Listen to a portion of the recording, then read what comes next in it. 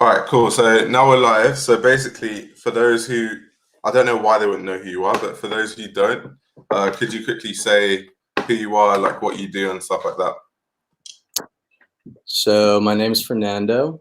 I started YouTube, well, my fashion YouTube channel in like 2012. And then I did that through 2018. And the same time I stopped uploading, I started my archive shop called Silverleague. And then I started a vintage shop called Unsoundrags in this past August, so like almost a year. Yeah, I like do small things on the side, but that's where the majority of my time goes into. yeah. So are you and Jacob like actual business partners? Like, does he help you run Silver League and stuff like that? No. That's what everyone thinks for some reason. That's what we all think. Yeah. No way. No, so I pretty much always help with Jacob's. I mean, obviously, like I guess you could call it consult his design, Yeah, yeah, yeah. change certain things, show him certain references, patterns, whatever. And then the way I see it is like he can make his brand on his own, obviously, but I have known him for long enough where I find like I just know what he's trying to say or accomplish. So it's pretty easy for me to like pinpoint any changes he should make. And then I also do like product photography for him and graphics. That's about it. Nothing Oh, like damn. contractually, like we just kind of help Yeah. each other out. That's how it's always been. And then same thing for me when I started Silver League, he helped a lot in like promoting it when I first started it. Same thing with Unsound Rags, same thing with like pretty much anything either of us do. Like it's Okay, not like that's some cool. like on paper, like, all right, I'm gonna help you this, like you have to help me with this. I'm Yeah, gonna pay you this. Like I don't think neither of us have ever paid each other for like anything. So that's crazy. I wish I had that sort of partnership. Let's hope. But yeah, a question I've always wanted to ask is how did you get into fashion like in the first place? Do you remember? Because it might be hard to pinpoint. So I remember in like eighth grade, I was really into soccer. So I did soccer from third grade through my senior year of high school. I did travel soccer, rec soccer, like club soccer, everything. And same with my high school. Yeah. And then I was like super into Cristiano Ronaldo. As an American, that's crazy, bro. Yeah. They probably picked on you for that. Dude, that was my guy. I got the mohawk, the shaved in line, everything. And so Oh my god.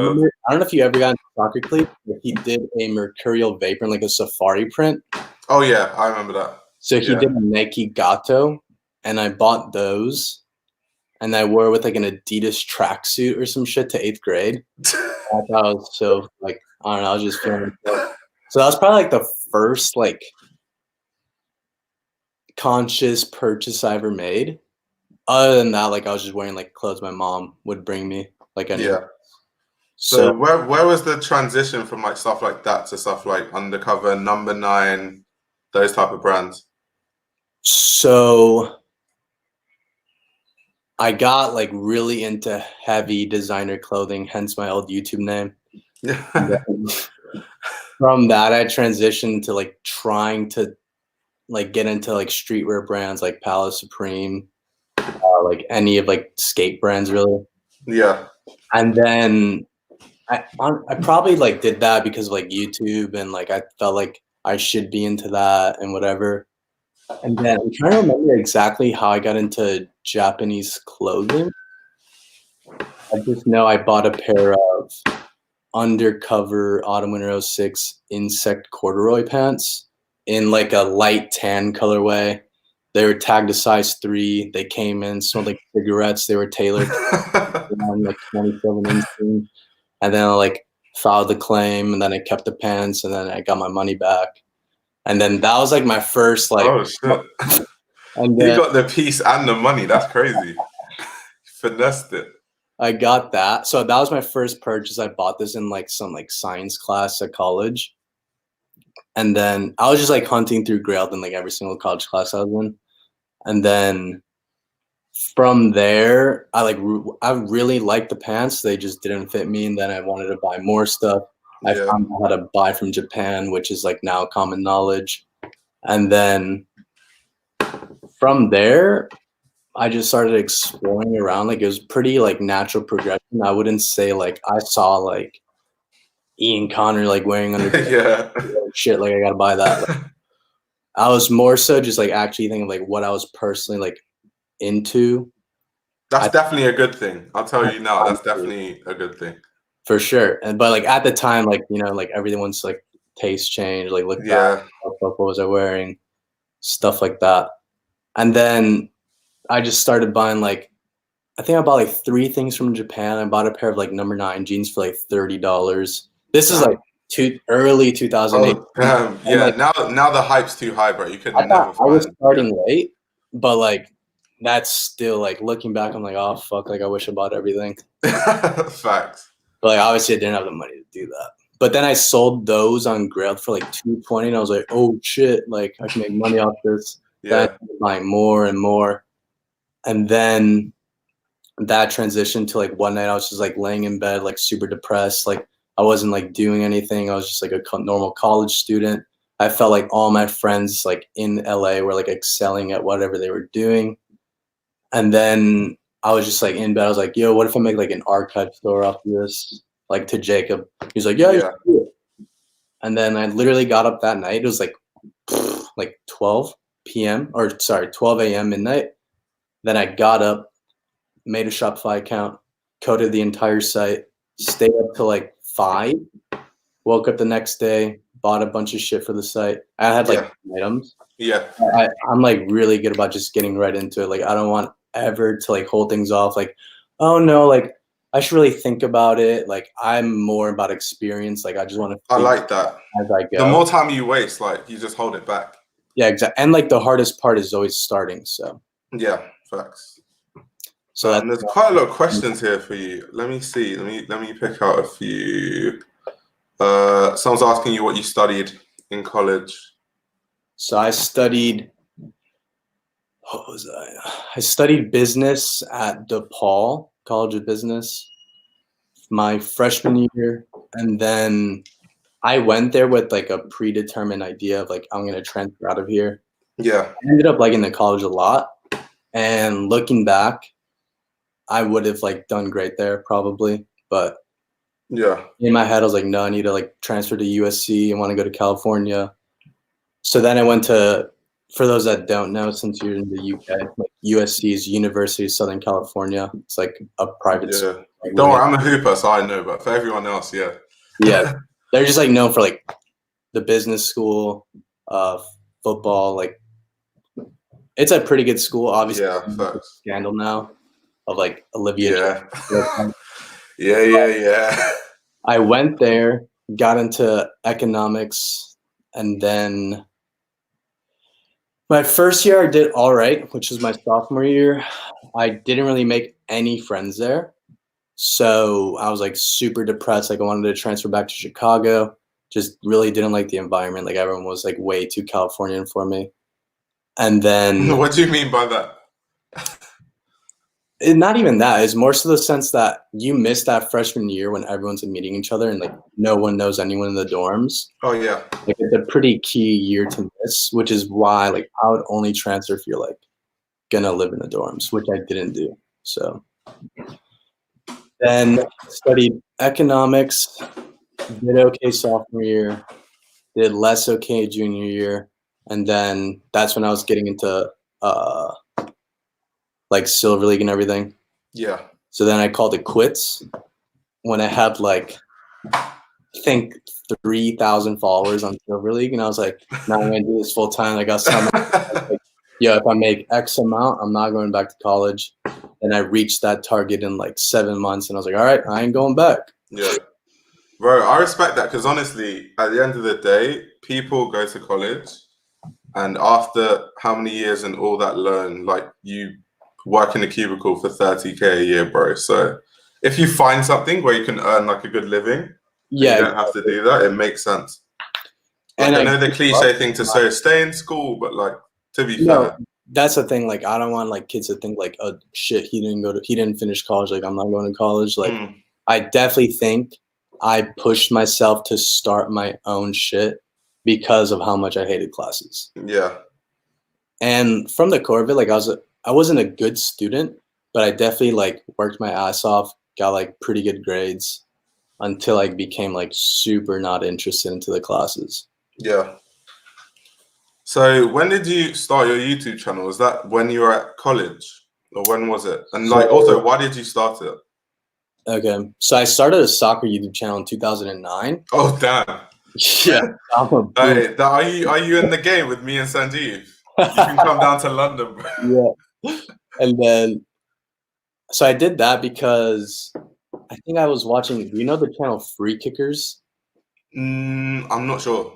I'm pretty sure I that might have heard of them. Yeah. I think they sold out and like now it's like this big ass like company with like none of the original people in it. But I was watching that, it's just like free kick videos, and then I started filming my own for fun, and then started finding other smaller YouTubers, started talking to them, made videos, got into high school, became like more self-aware of what I was buying. So then I was like, okay, like I make soccer videos, I may as well make them for fashion too. Yeah. So I think that was my freshman year of high school. Yeah. Yeah, I used to fuck with those videos so hard. Oh my! What, Ronaldinho hitting the crossbar? Yeah, that shit was fire. Wait, everyone knows what free kickers is. Everyone's like free kick. Wait, Maxwell said free kickers was crazy. Damn, I feel like I messed up. No, you did. Damn. That shit was lit. Wait, fuck, who was the Finnish dude, I think, that had like a faux hawk? He ended up working for like some online retailer. What the hell? I Was he a forget. soccer player as well? First YouTuber I saw go from like making free kick videos to like getting like a full-time job. And then I was like, oh shit, I guess you can like do something off of this. No way. No, these guys are hilarious. Fernando highlights goals and assists. Yeah, I used to upload shit like that. Oh my god. I would actually want to see those videos, bro. Hell no. Wait, have you played football with Sanjeev? No. I was about to say, is he actually good? Cap, no way. No way. Bro, I remember in high school. He's about to hop in like, bro, you guys are slandering my name. My high school coach was like, we have this is my good friend Matt. He was like, we got Matthew Royce coming from the UK. Blah blah. We're like, oh shit, he was wearing an Arsenal jersey. Like, dude, it's like, bro, he was so underwhelming. It was hilarious. We just always talk shit about it. Oh my god. Wait, I missed a question. Someone was asking about Silver League. Right, so someone said, how do you go from UFC to seeding Silver League product to Young Thug and Don Tolliver? So I don't think I ever started it with the idea that I was going to be selling to like A-list celebrities and rappers and like brands. Like, I never really thought of that. I was just more so buying from like personal interest. Like, it was more me, honestly. I just wanted to see everything in person because I'm like a pretty strong believer that you only will understand it to like the maximum if you have it in hand. So same like going to museums, seeing an exhibit, you just understand it like on a deeper level. So I just started buying a ton of stuff, and then like, every now and then, like you just like make these random connections that you don't see as like networking or connections, just like a genuine relationship. So that was around the time we did the Grailed pop-up, which was just about a year ago. And then that's when like Ian was in town, Bloody was in town, like all those people were like hanging out at the And then we get a text like late as fuck at night, and then they're like, yo, Young Thug wants to shop early. And we're like, it was like 11 p.m. I was about to go to bed. My friend, he runs Horror Vecchio. He's like, yo, Young Thug wants to buy shit. And I was like, all right. I'm going to bed. And we just drove to his studio like 30 minutes away. And then right after that, they're like, all right, now Rocky wants to shop. And it was like, what the hell? And I was like, oh my God, dude, I was so tired. Then we waited outside of Rocky's house, and then they ended up falling asleep. So then that was just a big fat L. They fell asleep. What the hell? Yeah, I don't give a fuck, dude. Like, to be honest, like, but I don't know. It's some of them get contacted. You get contacted from like a stylist, like yeah, just randomly. Like, I don't check my email ever, and I look back from like a week like old email, and it said silverleague XTS, and I opened it, and I was like, oh shit, I almost fucked that one up again. So like some of them are through stylist. Travis is through a stylist, and then like some of them you just get it through like a friend of a friend. Some of them, Ian like links you with them, and then Bloody like whatever. Yeah, that's cool. So what everyone else wants to know as well is, why did you ghost the YouTube scene? Dude, that was like my guy disappeared. It was like the most unintentional shit ever. So I was uploading, I think 2017 in the fall. I was still being somewhat consistent. Yeah. And then I just started getting like way more caught up in work. So at the time with Trevor was like interning with me from like June through October of 2007 or 2018, my bad. And then as soon as he started getting more caught up in school and doing his own thing, it was back to like me running the entire shit on my own. So then I just had like no time to like even like think of a video. Like I had like no creativity because it was just like a work machine ethic. Yeah. And then like fast forward, we were doing this pop-up with Grailed, and then like the way we got Grailed on board was like, okay, I'll make a video and like this and that. And then I ended up making that Grailed video. Just like really didn't want to do it, to be honest.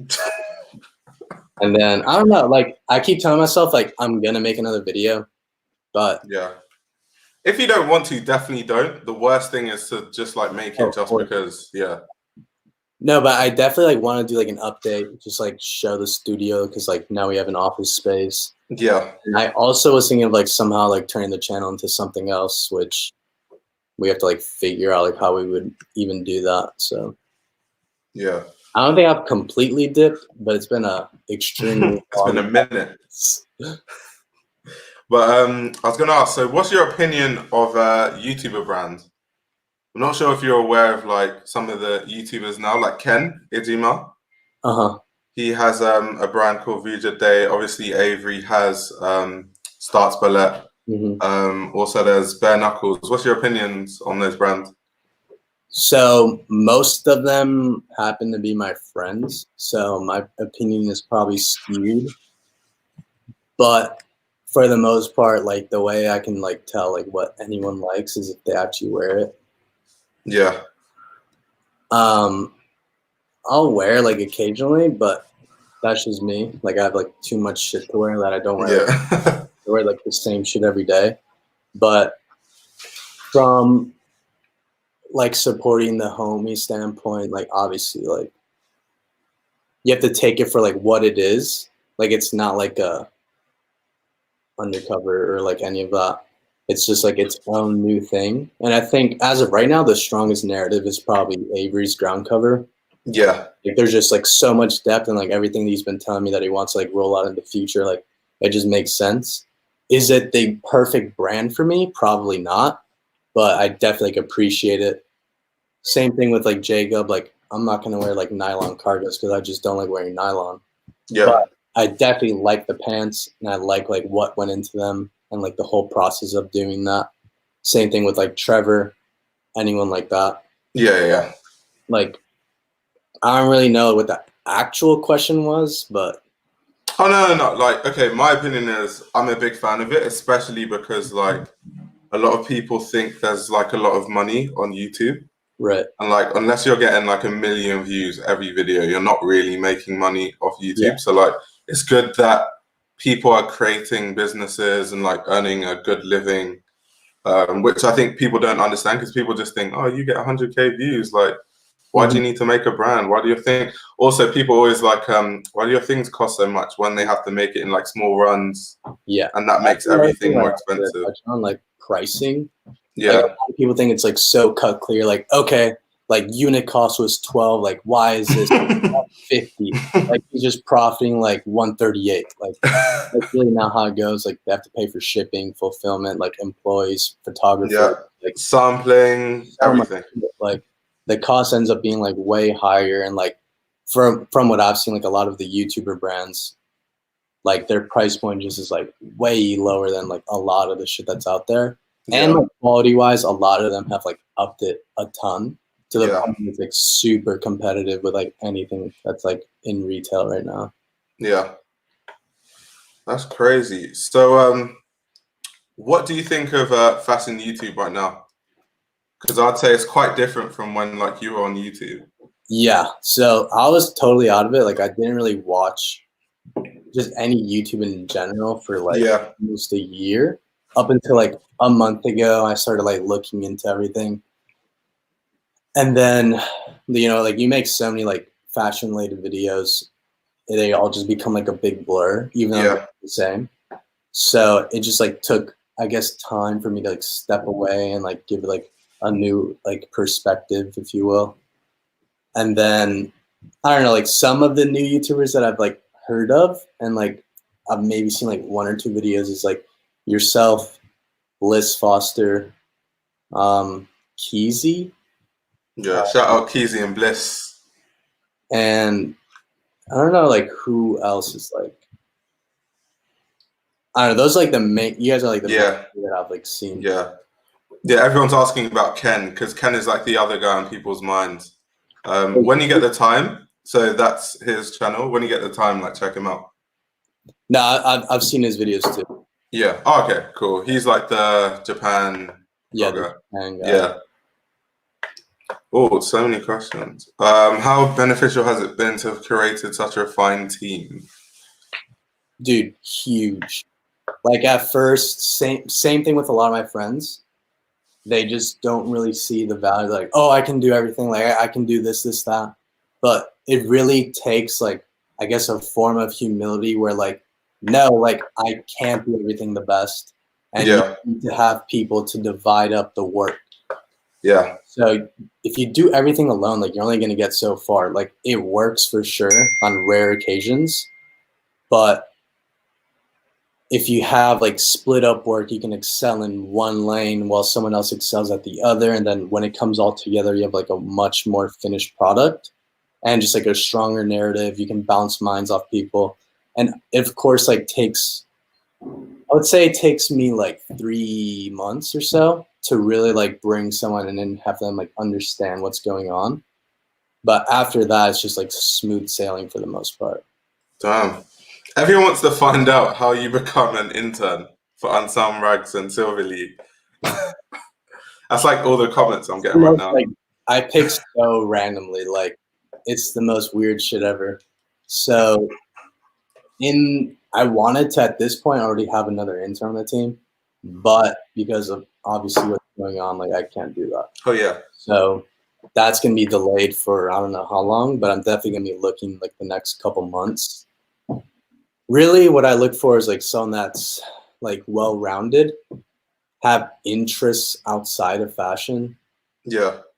and just like honestly the biggest thing is just like work ethic, because there's so much shit that just comes up off this like spur of the moment where we'll be doing one thing, it's like, oh shit, Offset's calling, like we got to go up to like the showroom, stop everything, like set up the whole shit, and then get Yeah. that done, move forward. Like you have to have like really open-minded people, because if you have someone that's like used to like a strict schedule, like okay, so from 9 to 10 we have a corporate meeting, from 10 to 12 we just do our own work, 12 to 1 we have lunch, get back, another meeting, one-on-one meeting, like this is not like, it's really not like that. Yeah. I like the idea of that structure and I'm trying to implement that more, but it's just really not, it doesn't make sense Yeah. right now. Like that's like way in the future. I think most fashion jobs aren't like black and white unless you work for like something like Vogue or something. Because Right. even my like internship, shit would happen and my boss would be like, "Yeah, you need to go to the middle of London to buy me fabrics," like Yeah. just randomly. Right. So yeah, for sure. Keezy's got a question. when you built your team, did you specifically go out and find these people, or did it just happen organically? Not sure if that was answered. So I post Instagram stories, and I'm like looking for blah, blah, blah. And then I get a shit ton of replies, and I'm like, all right. I like usually wait like to the next day to look through them. After that, I kind of weed it out. Just so like when you hear in like college, like, Yeah. please look at your Instagram and your social media. I actually do. Yeah. So you can like take that as you wish. Like not everyone is meant for each other is the way like to put it. So if you're somehow, if you look like you would fit in, I'll probably message you. Yeah. Make an interview, and then go from there. I'm not even sure if that's like a good answer or not, but Yeah. This is just what they want to know. I guess people are gonna start messaging you after this, like, bro, can I enter? It's like, yo, it's COVID-19, stay at home. yeah, and definitely like LA based for sure. Yeah. He's asking your thoughts on Namachenko. So I always tell this to all my friends, like, bro, I have no idea what the fuck is out right now. Like, I don't like trying to keep track of a shit ton of archive collections and stay up to date. Like, that's what I mean by having a team. Like, if I have like keep me up to date with that, that would be super helpful. Because obviously there are brands like Kiko that I think will hold value in the future. Oh yeah, 100%. Like, from what I've heard and from the little bit I've seen, I've seen like nothing. I've maybe seen like an overcoat or two. Yeah. But the way I put it is like, I'm probably seeing like something people actually buy because I'm seeing it on a person. Yeah. And like I haven't really thought too much of it. So yeah, as opposed to the range. Yeah, that's fair enough. It's like archive, you really just have to like, it sounds stupid, but like almost invent a new design language. And to do that like takes a lot. And I don't think like simple tailoring always does that unless you're ready. How do you start finding pieces for Unsound Rags? So Unsound started with me asking Ty back in like July, I think. And I was just like, yeah, I've been thinking about running a vintage store. Like, do you think we should do that? Right. And he was like, yeah, I'm down. Then like we brushed it off for 2 weeks. I was like, no, like I'm dead ass serious. Like I think we should. And then like I just had like 10 vintage t-shirts. He had like 10 vintage t-shirts, and we just like posted them, and that was that. Like some of them sold, some of them didn't. Like figuring out like what we wanted to curate. Like we had no idea. Like I said with silverleague, I had no idea. I just kind of like went head on into it and let whatever happen happen.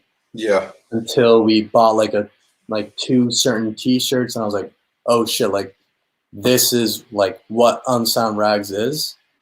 And now we just like hammer down into that. Yeah, that's fine. So, what would you say is like, you know, with the whole coronavirus thing, because obviously silverleague is not necessarily like a brick and mortar store type of thing. So was there actually an effect? Like, did you notice when the coronavirus hit, people started buying less, or would you say it didn't change? In early March, like my sales were down like super low. But literally like right after that, I think coronavirus has actually like helped my sales. Yeah, because everyone's at home, so they've got time to just like buy stuff and nothing else. Right. Like the way I put it is, well, first of all, like archive pieces, most of them, it's people that just have like disposable income. Yeah. So those individuals that have that access, they don't go out and about, stumble into like a Harrods and like drop $1,000. Yeah. You can't do that. So now they're just shopping online. Maybe they've never shopped with me before and they want to try it out. And then that's where I've seen like a lot of new customers coming from. Oh, that's dope. Someone's asking your thoughts on Mahara Yasuhiro. Can't say maybe I've sold like 1 or 2 pieces of, but I don't think I've ever actually like really been into it. I think I've seen like a few cargo pants, some like strappy jackets, but yeah, my favorite. Like I think there's like way better designers out there. Yeah. It's funny, I think when you like have an archive page where you sell like archive fashion, I think most people don't know that like you're into brands you're into. They think he has an archive page, he must know about every single archive brand in the world. It's like, bro. Yeah. No, when I first started, I didn't know shit. Like even when my friends would spitball like, oh, that's Autumn Winter, whatever, Autumn Winter, this, the name and everything, I was like, holy fuck, dude! Like I can't even tell the difference between scab and like beautiful. Like so, I would literally like I forced myself to find a Reddit article that has all the SKU tags for everything. Yeah. Start identifying them with what I had in hand. Start looking at the collection. Start seeing like what was similar amongst those pieces. So it came to the point where even if the tags are ripped off and I've never seen the item before, I have like a pretty good like guess as to what's That's crazy. I probably still can't do that. I could tell you like around the time the collection came out, but the like specific season, nah. Yeah. No, it's hard. It's harder with like Helmet because he has so many that like change over the couple of years that all look the same. That's facts. But everyone's talking about your football skills. Bro, I told you we need to, when this COVID-19 thing ends, you need to come to London. You can play football with me and Sanji. Bro, Sanj and Magnus have told us to come to London so many times. We haven't done it. But I keep telling Jake, I'm like, yeah, we got to make it. Point. I know Sanj has come to like LA a lot. Like he's gone to LA quite a few times. Yeah. Yeah, bro. Sanjeev, hey, I respect the confidence. I hope Sanjeev gets into this live at some point because that would be hilarious.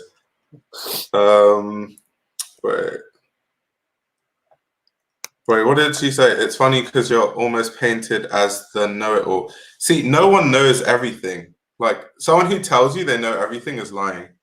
No, the thing is, like, I only talk about things that I know. So people just assume like I know everything. I have to research a lot of shit. To this point, like now I have, for those that don't know, I have Francis who's pretty much writes everything for Silver League. So whether it's an article, a description, any written content, he does that. At first, you know, I had to like correct him on years, this, that, but now he actually understands like how to go about like dating stuff, understanding designers and what they're known for. So I've kind of like passed the baton on to him where I'm more focused on like managing, making sure everything's running right, which is actually a lot harder than I thought, but. Yeah. No, it's crazy, bro. Like even because like some of my videos are like really in depth, people just think I know about everything. It's like, even for example, now I'm working on a video by this Mexican designer called Barbara Sanchez Kane. And like 2 months ago, I didn't know anything about the brand, but I just saw it. I was like, this is interesting. Let me do more research and then make a video at some point. So that's literally my process. Everyone just thinks you must know about everything. It's like, I really don't. Like, you just got to read and like really hunt, just like any like class you're in. Yeah. Someone's asking your favorite Undercover collection and or piece. Well, favorite piece I own is my Spring Summer 03 Scab, like Giz corduroy button up. It's not my favorite piece he's ever made. Yeah. I always talk about favorite Undercover collection, like when I'm just like talking shit. Just, it's either Scab, Spring 06T, or Autumn Winter 02. Probably Autumn 02 actually, which is that's like the one that really like when I was first getting into Undercover, I felt like the only Autumn Winter 02 piece I'd ever see people sell was like the Rebel Gods jacket. Yeah. And like that was really it. So I'd probably say Autumn Winter 02. What do you think of like the recent stuff? Like they've had the Clockwork Orange one, and then they had who was it? Who was it? I'm trying to remember. I had a brain fart. Cindy Sherman, that's it. Yeah. Right. What do you think about those collections?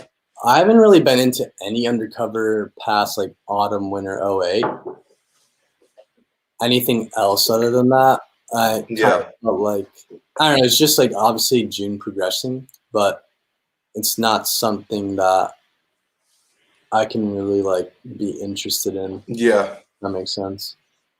Is Silver League moving into avant-garde? Well, the thing is, like with like Silver League and like what I sell,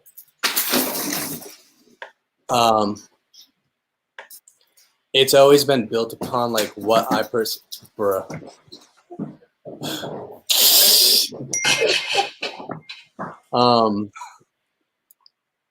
Fuck, what was going on? Oh yeah, avant-garde. So Yeah, avant-garde. like my personal take, what I'm actually drawn into, what I actually want to see in hand.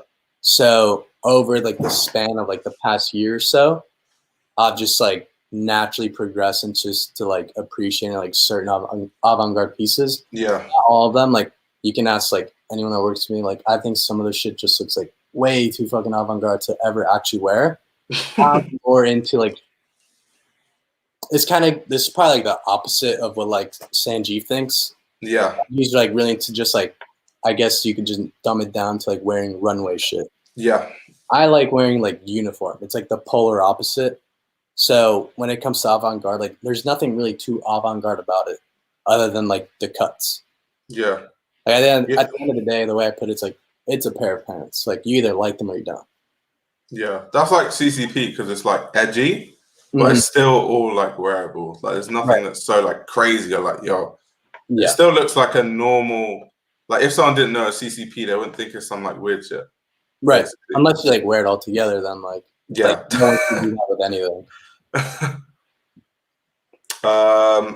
How to have a keen eye for thrift pieces that would resell well? That's actually a good question. So I would say that's just sounds stupid, but experience in the sense of like I've sold certain archive pieces that that didn't really have any resale value at the time, which is like what, in my opinion, a good store should do is find something that's unique to them and like make a market for it. Yeah. On a very like business sense. So the same thing with vintage is, as everyone knows, like the thing we get flamed for the most, like unsoundrags just goes into the $5 pile, like tax $1 million for everything. And it's just like, you know what? Everyone says that. It's so it's funny. really not like that. Like we support like a shit ton of pickers across the US and we pay their asking price. Sometimes it's 30, sometimes it's 80. Like no matter what it is, like I understand that these guys do it for a living and like I don't want to like hinder that. And they of course know and respect what we're doing. So a lot of that is just working alongside people, creating like something that's unique to you to the point where any vintage picker comes across our page, they start sending us a bunch of, like, these are a bunch of pieces I've accumulated. I think they fit on Sunrags' theme super well. And it's gotten to that point where people just understand what we're looking for, which is like interesting patinas, interesting cuts, things that weren't traditionally like vintage grails. So like t-shirts, like there's so much more to vintage than like a simple band t-shirt. Someone's asking you about your business challenges and setbacks. Let me think. Like, I don't know. I'd say this is pretty unique to specifically archive. Anyone that's ever proxied from Japan, international eBay, anything like that. Some months there's a shit ton of stuff being uploaded. Sometimes there's not. And that's like, it's just actual people like in Japan getting rid of their shit. So like in some specific months, you see the same seller like listing like 100 items. Yeah. Next month, he might not sell anything. So that's the biggest challenge, really. Like, obviously, as the archive scene has grown, everything's become way more expensive. And the same thing with vintage is what I'm seeing. Like, you know, I get into it. Things are a lot easier to enter via price point. Yeah. Until they catch up to the mainstream. And then it's just like, fuck, like Undercover 85s are like $3,000 now. I know, it's insane, bro. A year ago. Like, same with the Rick Owens dunks. Like, holy shit. Like, a pair just like 3 to 4K or something. So that's probably like the most difficult thing is just like staying ahead of the trend so that you can buy pieces at the right time before it's too late. That's true, because we've seen it with every piece. Like I treat it super business oriented. I'm like super aware. I always like read up on things. I've read a ton of books, listened to a bunch of books, podcasts, whatever, like anything that's self-taught. And like when I tell people or people ask me like, yo, how'd you do this? I'm like, bro, you can do it too. It's just about like putting in the effort. Just like anything. It's like, how do you get good grades? Fucking study. Like that's really all you have to do. It's that easy. Like it just depends on like your willpower and how bad you want to do it.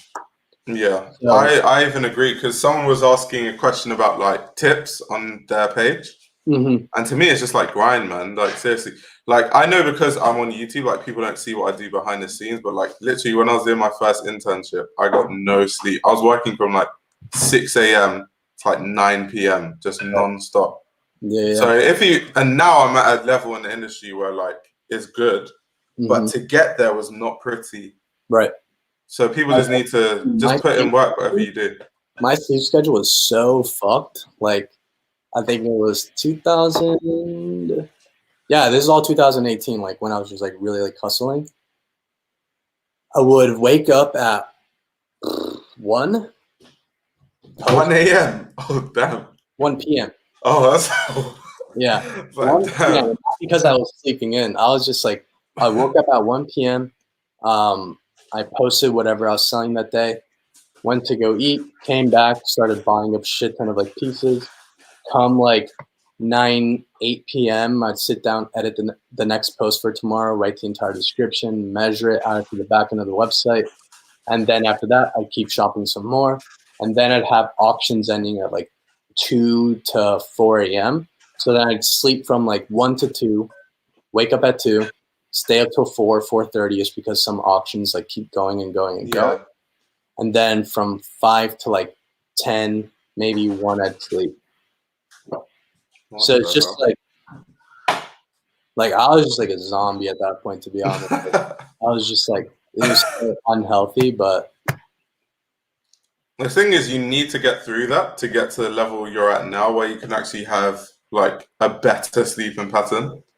Like you put in all the hard work at the start, and then it kind of starts to get to the point where things start working for itself. No, exactly. Yeah. Wait, people talk about internships. Oh my god, that's crazy. Yo, shout out Kyron. What's good? Kai Pi. What'd you call it? Kai Pi? Yeah. He interned for you, didn't he? I think he said he did. He did. Yeah. Because I think a question earlier, I forgot, but they were asking like, what did Kyron do? So now that Kyron's in the chat, you can just tell them. So last spring, Kyron needed to fill, I forget what requirement it was. And we weren't sure if he was gonna be able to do it or not.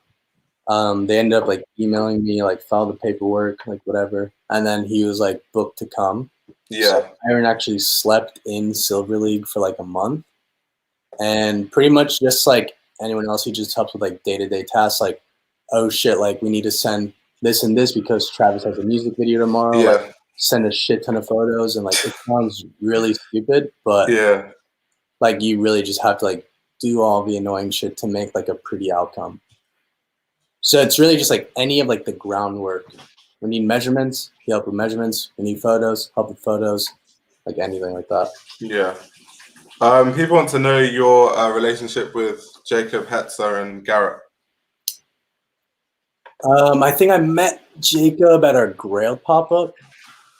Didn't really talk to him at all, like here and there, because there was just like a shit ton of people there. And then I think I messaged him in like June last year. And then I think I was like trying to buy his loafers or some shit. Right. And I just like met up with him, hung out. And that was that. Same thing with Garrett. I met up with Garrett, like bought some shit, dipped. But then like I think I'm way closer to Jacob than I am Garrett. But a lot of my friends, there's like just a whole like mutual circle. Like Rashawn's like really good friends with Jacob and Garrett. And there's like a shit ton of like overlap, especially in just LA in general. Like the more time you spend in LA, the more you realize like everyone like knows each other. Yeah, that's kind of like London as well, but then London's tiny compared to like somewhere like LA. LA's just like super spread out. Yeah. I think in terms of LA, it's more like this scene that's like close. Mm-hmm. But with London, because it's so small, everyone just knows everyone for like all different shit. Right. Someone wants to know how you learned Japanese auctions. Ian and Shane Gonzalez on No Jumper. Seriously? Oh, Yeah. damn. Dude, they put me on. No, I've always wanted to learn that shit. Or just buy shit from like Yahoo Japan or like whatever the fuck. And I was like, what? Like, you can do that? And I like Googled it. I couldn't figure out how to buy it because it was like 2015 when that interview came out. Yeah. And then like every now and then, like my friends would like buy some shit from jail. I'm like, how the fuck do you do that? At the time, like it was way harder to just like proxy. Yeah. Or at least no one shared the info. Damn, that's crazy. Because now I think people are more willing to like share. I've like tried YJP, but the issue is the sizes. Like, bro, I'm too tall for all those Japanese sizes, bro. Like, those sizes be tiny. Yeah. Like, do you actually see a lot of big sizes from time to time? I'm actually curious. The amount of size 5s I've had, it's probably like 10. Yeah, that's why. So I just gave up on it. I was like, bro, and like size 5s fit like a slimmer extra large. Yeah. That's why I was just like, after I was on there for like 2 days and I couldn't find like all the stuff it was fire, but it wasn't my size. Mm-hmm. Like, bro, if I was like 5'8", I would live on YJP, like literally. There's so much stuff on there. No, for real. The inseams are always just top. Yeah. Where do you see Silver League in 5 years? Will it expand to New York and LA showrooms?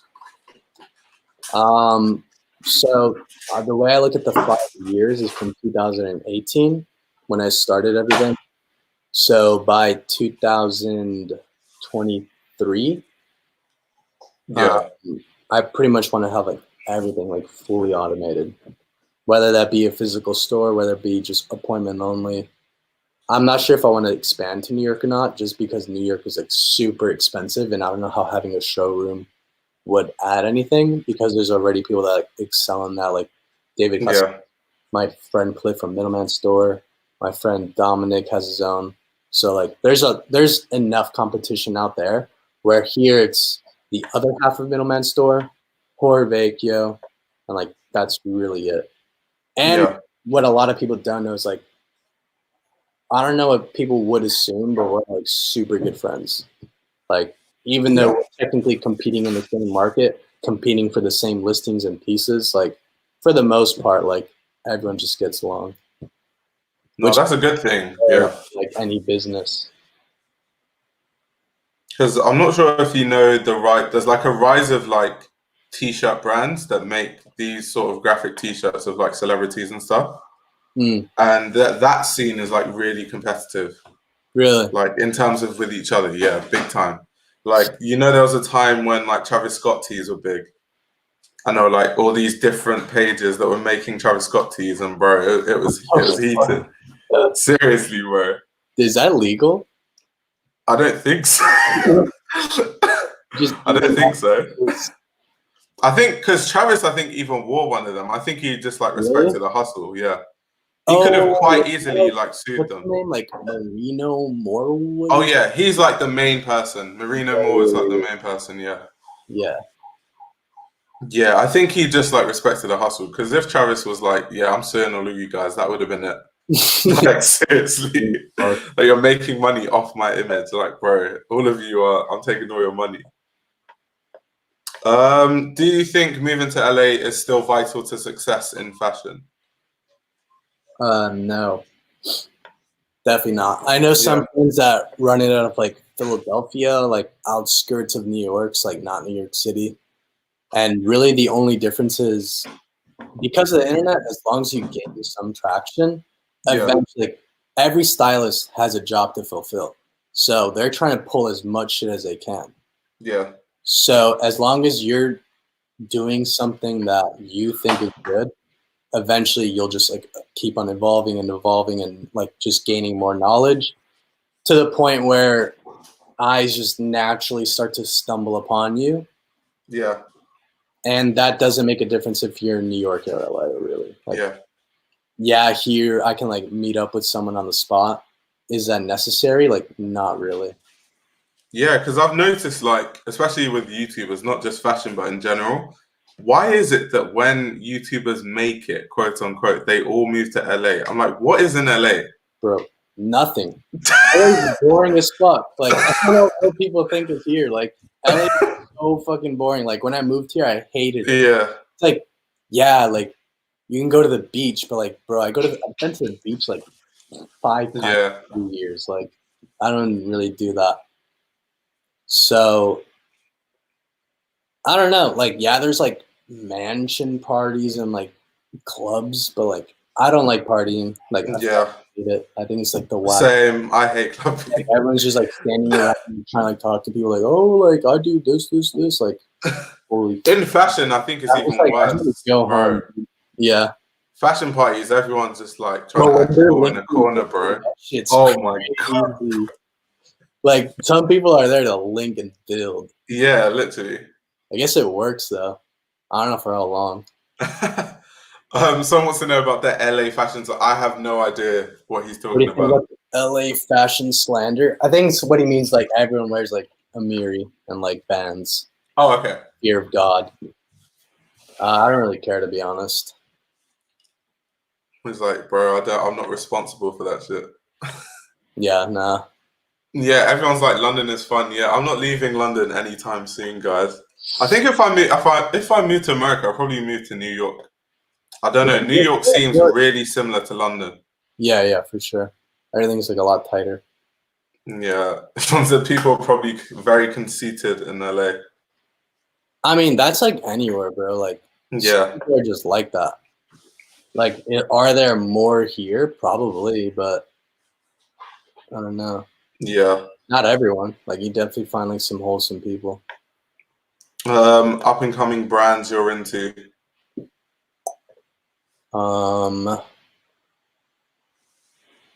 Really, I only like know about my friends' brands. Like, I don't really keep up with like up and coming brands or like Yeah. designers that like everyone knows about that I don't know about. Like, I don't really have an answer. Yeah. Oh, this is a good question. What are your thoughts on the minimal copies and that controversy? But I fucking hate minimal. Like, holy shit, dude. The fact that he goes by M or some shit, like he doesn't even say his name. Like, he knows he's doing some fuck shit. Like, that's the most immoral, unethical like business ever. Like, fuck minimal. Based on just copying brands and people. Bro, it's so whack. Like, people don't understand. Like, oh, like he's making it like more affordable. And like, I hate that you point. can't buy it.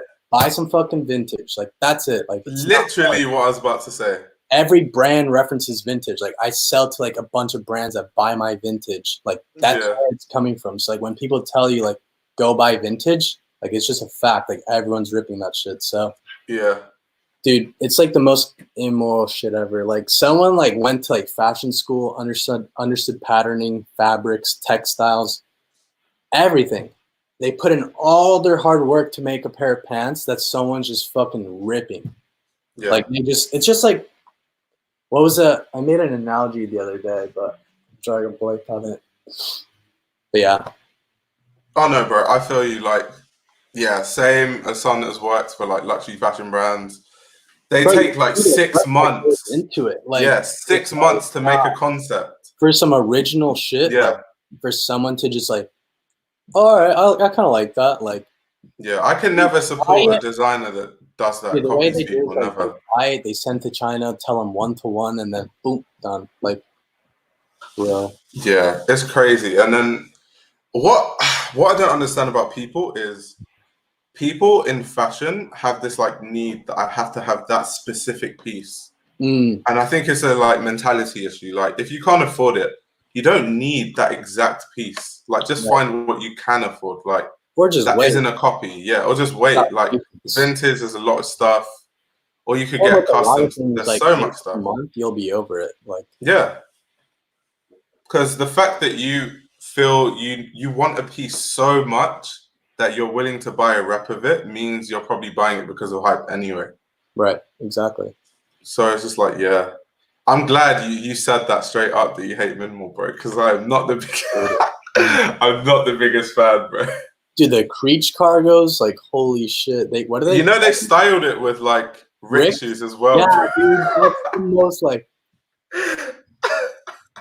yeah. That is disrespectful. So disrespectful. It really is. Wait, what do you say? If a hustle is ripping someone's design and simply drop shipping to other products. Yeah, facts. Big facts, big facts, big facts. That's just shortcuts. Cities you want to visit in the future. I know you want to come to London, so we'll put that out there. London, Tokyo. Have you been to Tokyo before? Oh yeah, same. I need to head out there. Yeah, I have not been once. So wait, London, Paris, Tokyo.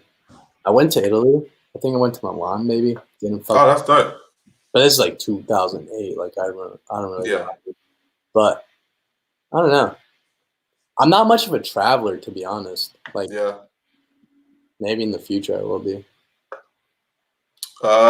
This is quite cool. What fashion trends do you find gross and disgusting? Oh fuck! Wait, I actually have them written down because I was supposed to do some Grailed article. Let's see. Oh, got it.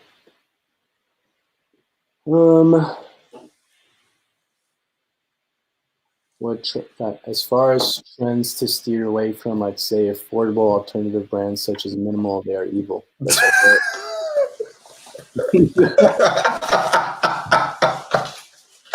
Oh my god. He fully put minimal in the article. Oh my god, I actually respect that. I respect that. You gotta go against the corporate giants. No, for real. Dude, yo. I'm like, yo, there's probably like a year or two until they have as many stores as like Zara. Yeah. At that point, it's over, bro. They're just gonna fucking win. Yeah, facts. We need to get them before that happens. Wait, hold on. To answer this question, why is my man wearing a jacket inside? So basically, what happened was, someone came, like our gas people. They shut down like all the heating to fix some piping and stuff. So it's actually freezing.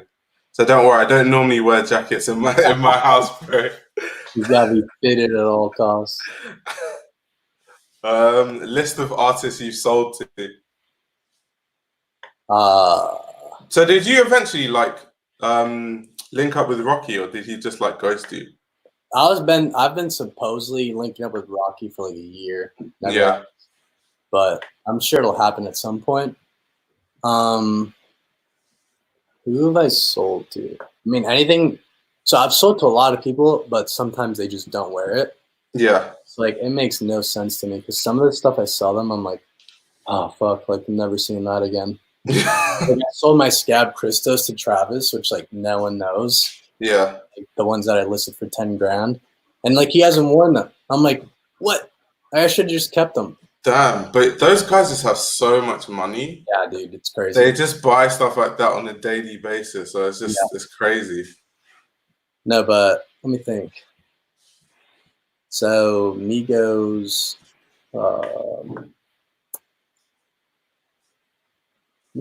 Travis, Young Thug. Who else? I can't even think of rappers, to be honest. Like, I don't even listen to rap anymore. But a lot of them are. Do you get a lot of like A-list celebrities, like just outside of rap, like actors or something like that? Unsound gets some like crazy like. Yeah. But the one thing I did want to say is the few times I've sold to B-list rappers, dude, I got scammed so hard. I've wanted to put it on blast so many times. What? Like, he literally follows me, and I've messaged him about him. He's like, I got you, my boy. But it's been like a year. Yeah. and he just hasn't paid me. And then Wait, seriously? there's a lot of people that don't be paying us. Like when people think like, oh shit, they're just selling to like when they see I sold to Young Thug, like no one knows like Young Thug was like harassing my ass to like get the price down. Like Wait, I don't understand those guys because like there's an independent person who's trying to run like silverleague, bro, and he's trying to haggle you, but then he's gonna spend like 300K on diamonds. Like, bro, makes sense. Yeah, like dude, that makes no sense. Some shit I've been told is like I show them the total, say it's like $5 grand. Then they're like, no, that's too much. And I'm like, all right, well, I can do like 4,500, like 10% off. Yeah. Like, it's too much. Like, why are you taxing me? Then I'm like, bro, like literally, I showed him. This is the price on the website. Everyone pays this. Like, I'm not taxing you. I know a lot of people that do tax specific celebrities and they just eat off of them. I cannot do that shit. Yeah. And it's just annoying because like they literally tell me like, I can go spend that at the store right now. And I'm like, well, where are you gonna find that? One, coronavirus is going on. Like, you literally can't. Two, it's just I'm like, bro, like, how much money do you get paid for a show? Like, this is like 5% of that. Like, yeah, you're spending like all this money. You're talking about spending all this money. Like, I don't know, dude. I don't understand them, bro. Up like, until literally 2 weeks ago, but before then, I hadn't sold to one in like 8 months. And bro, it's been the most stress-free shit ever. Like, obviously, like we get to like sell a bunch of stuff in person. We get a cool social post, but like the actual experience like isn't always that good. Yeah, no, that's crazy. Like once again, they be talking about, oh yeah, I've got all these bands, I've got all these diamonds, and you're like, you can't even pay like a 4,500 jack. Like what? When I hear the music, I'm like, oh my god. Imagine hearing their music after like calling them and them saying that. That's hilarious. Yeah. Yeah, literally, my guy said, "Don't back down." Bro, also, oh my god, I'm just fucking scared, dude. Like some of the people that I have around them, like I've walked into so many rooms with just like guns and shit, just like laying around. I'm like, what the? Like, I'm about to get finessed. Like, yeah, no, but the thing is, see, this guy said, "Yo, bro, if they're going to Gucci, there's no way they're saying the price is too low. They literally can't. There's no way. That's when they use like their fake credit cards and shit. Yeah, yo, bro, Sanj is like, what? Yo, Sanj be doing that shit too. Oh my god, yeah, Sanj, you taxing rappers, bro. Dude, Sanj be begging for the discount. Sanj I swear I watched the video of Sanj where he was like, obviously I bought it from Fernando and he hit me with the family and friends discount. I knew that was code for my guy tried to haggle you down, bro. Yeah. Literally. What? Wait, who's onto the exercising their second rights amendment or what? That's hilarious. But no, that's crazy though. So would you say selling to other types of celebrities, say like actors or like other sports, have you sold to like athletes? Yeah. Because athletes have way more money than rappers. Like rappers like to act like they have money, but really the athletes are like A-listers. The A-listers get stylists and they pay asking. Like those dudes, like that's what's up. But if they're like slightly like I'm talking about like Drake level artists, they're no hassle. Yeah. But if they're like even slightly under that, they're a hassle. Damn. Every single time. Even slightly. Bro, I've probably lost like $20,000 in stolen clothes. Probably more than that. What the hell? Yeah, so I've never understood that, bro. Shit, it's crazy. When like there's a month where I'm like, fuck, dude, I just like got like robbed like 20 grand. I have like no inventory. Like people don't see that shit and they just think like, I don't know. Bro, I've heard some messed up stories, but like even I heard Bloody Osiris, right? He like steals people's clothes. It's like, bro, You have all this money. Like, In why are my you still stealing experience, clothes? Bloody's like been like chill Yeah. up to this point. So I heard this story where a kid had a jacket that Bloody had been looking for like years. So he went up to the kid and just like took the jacket and ran away. I'm like, these guys are crazy, bro. You gotta be careful with these streets. oh, someone said favorite celebrity I've sold to, Rip Juice World. That man was the GOAT. Like, I swear to God. I came with like Francis, Ty, like whatever. And like Yeah. he's as nice to them as anyone else in the room. Like he was like actually like the most like real person that I've ever seen. He actually talks to you. And if like when I like look back, I'm like, oh shit, dude, like he was hinting at like the whole shit that happened. Like Oh damn. and like that I saw him like a month before everything happened. So Yeah. Oh, someone said he stole a pastel, but no way. No way. Oh my god. What? That someone said who allowed Drake to wear that riot bomber. bro, I All tried I know, so hard to find out who did that. Like yeah. I looked everywhere. I know who his stylist is though, Melanie Sanchez, but I don't think it was her. Yeah. Yeah. I wonder how she feels though, because like Melanie Sanchez dresses really well, but like Drake dresses like garbage. So it's like, Bro, I wonder when. that fits him. Like, Yeah. she came for one appointment, and just I didn't have like anything. Like, I thought he was like an XL, maybe like 34, 5-ish waist. But I think for the most part, he probably has to get like shit customly tailored for him. Damn. So if you ever, I guess he can afford it though. no, yeah, exactly. Yeah.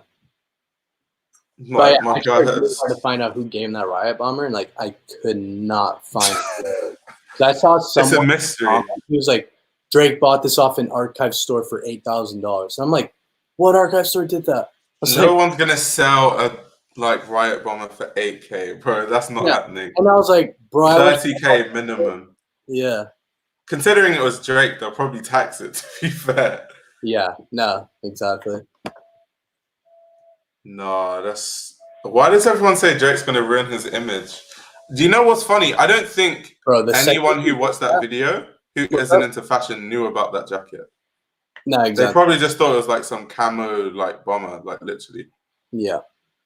No, but I think a week or two before that, I was talking to an Italian seller that had one, and he was gonna do like maybe 15K for it, and I was just like, yeah, oof, like I don't know, I kind of want it, but that's a lot. And then I saw Drake wear it 2 weeks later. I'm like, well, rip that. That's gonna be like, like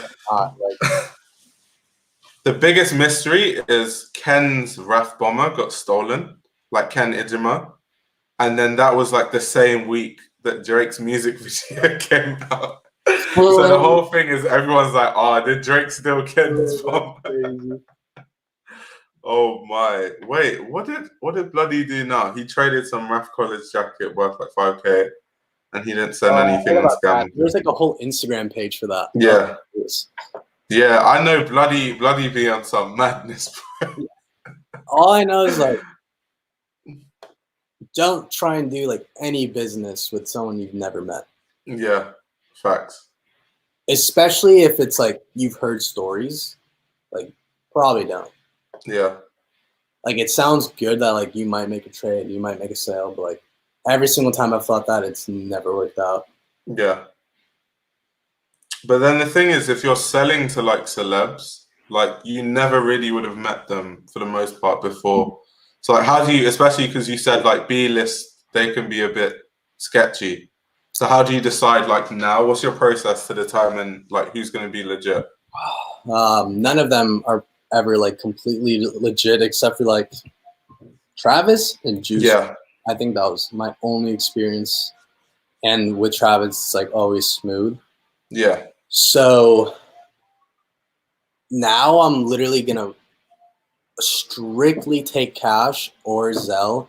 Yeah. Nothing else.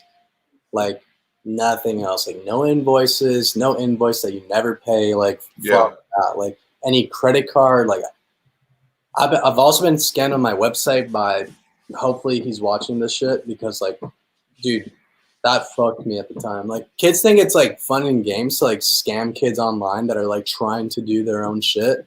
Yeah. Like you're really fucking with someone like when you're doing that shit. And like some Yeah, facts. don't care, like they're numb as fuck to that. And like that's the one thing you have to keep your eyes out for. Like when you are starting a business and you like see anyone, for example, that's achieving some form or degree of success, Yeah. like, there's shit that comes up and like it comes out of nowhere. So it's really just about like sticking through it. Yeah.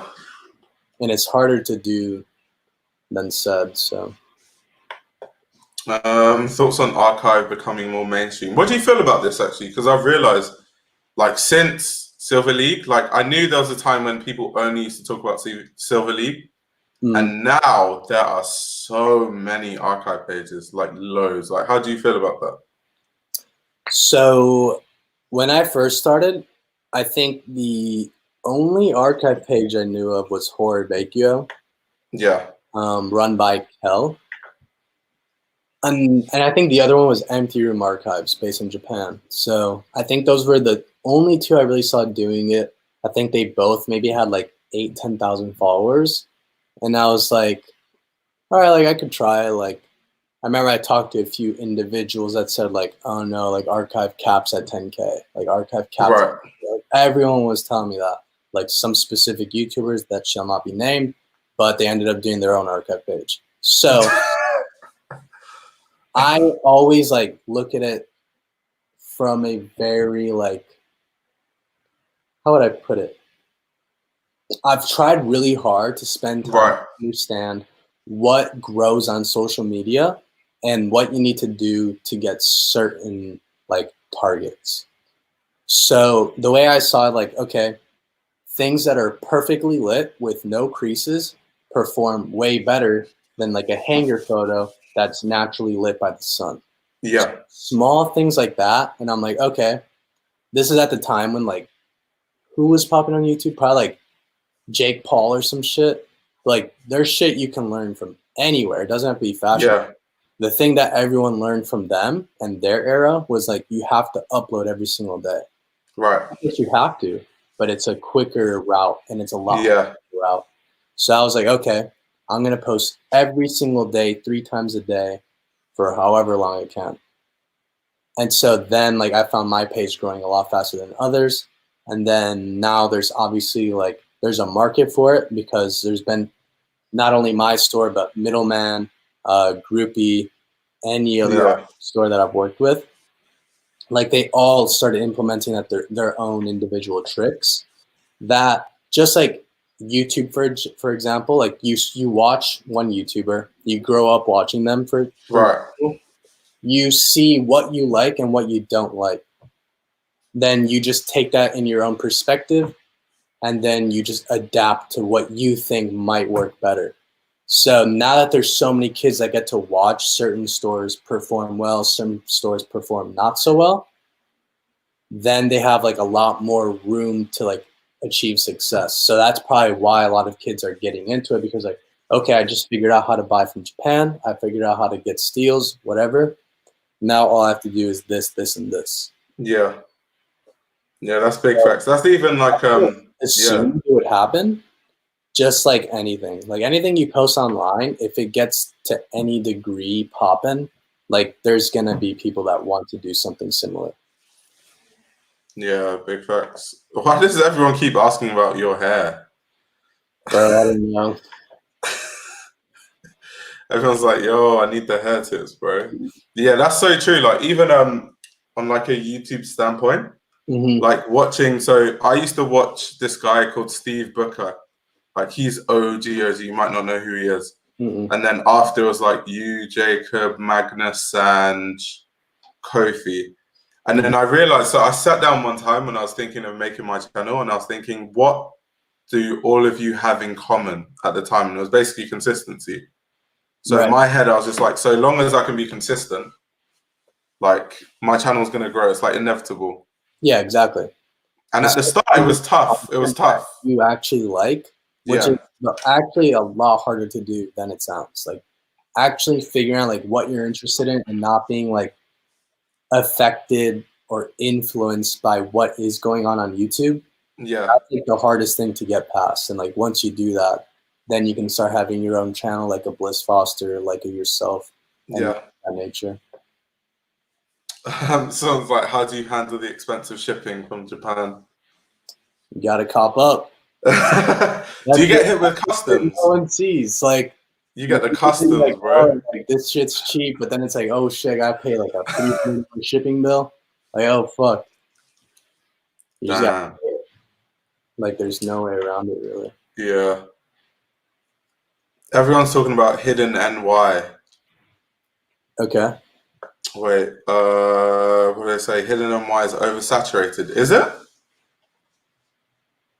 I don't think I follow it. I think it's kind of like a mood board, like repost streetwear page. Yeah. Everyone's asking about your thoughts on Siberia Hills. Controversy on, I don't know which controversy they're talking about. Is it the Billie Eilish one or what? I don't even know. Honestly, I don't even know what they're talking about. I was hoping you would know. I've only David like multiple times. Like, yeah. I wouldn't say I'm like the closest friend, but you know, we're probably friends. Yeah. Jacob's a lot closer to him than I am. But I mean, for the most part, like we just kind of hang out. Like I don't really think much of his brand. Yeah. Like, just how, I don't know. Like no one really, this is what Trevor always says, like no one really cares what you're doing. So Yeah. like when I meet someone, like I'm not thinking of their brand necessarily. I'm just like talking to a normal person. Yeah. Oh shit, Josh, he bought something from you. That's crazy. Oh, hard. That's fire. Let's see. Arc'teryx becoming the North Face. What do you think about that? What do you think about like Arc'teryx? Because I'm not sure how people wear it in LA, but like in London, like people be wearing Arc'teryx in the weirdest places ever, like in the middle of the street. Like, come on, like it's literally a mountain brand. I like some of the jackets. I don't really like. I haven't really looked at any of the clothes. Yeah. But I do think it's becoming like super popular. Yeah, really popular. The last 2 months. Yeah.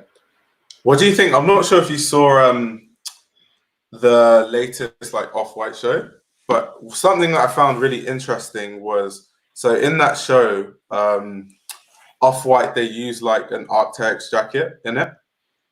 And then, yeah, did you see it? I think so. And then recently, which was quite weird, Arc'teryx did an interview with Hypebeast, and they basically said that like Virgil literally didn't take their permission. He just like used it. But I feel like if they didn't appreciate it, they would have sued him. But since they didn't, they kind of just accepted it. Yeah. They got their sales up. It's probably like super transactional. Yeah. I find it crazy that once you're a big designer, you can just do whatever you want and people are just going to let you because it's like publicity. Yeah. That's insane. And also, like, the one thing, like, everyone kind of, like, shits on Virgil. But, you know, there's, like, a whole menswear design team. Like, it's I don't. Even just because, like, for example, I worked at Stella McCartney. And when I was at Stella McCartney, the designers would, like, design. And then when they're done with their design, there's these financial people that come in who don't even know anything about fashion, in my opinion. And they're like, that's not going to sell. This is not commercial enough. And then they chat all sorts of shit. And then by the end of it, the collection's totally different. But what's like weird is by the end of it, the only person that's going to get the blame is the design team and Stella McCartney herself. Right. Which I find is weird because like no one talks about the financial teams that come in and mess it all up. So with Virgil as well, anything that's like bad, people just think, oh, Virgil, he's a crap designer. Well, not really. There's like whole financial teams that get in the way. There's so many like different things and different factors. Yeah, like it takes a lot for an idea to become an actual piece on the runway. Yeah. If there's so many that get cut out. Oh my god, these guys are asking some weird questions, bro. You have Trevor cut your eyebrow. That'd be so cute. Dude, totally fuck. The eyebrow meme is the worst shit ever. Oh my god. Wait, I saw a man with 3 Arcteryx tops layered, biggest flex, but a lot of men age 50 like wearing it. Yeah, it's expensive as hell, man, so that's probably why. Yeah, it It's is. like old guys. Just like Yoji, it's like old guys that be wearing that stuff because it's so expensive.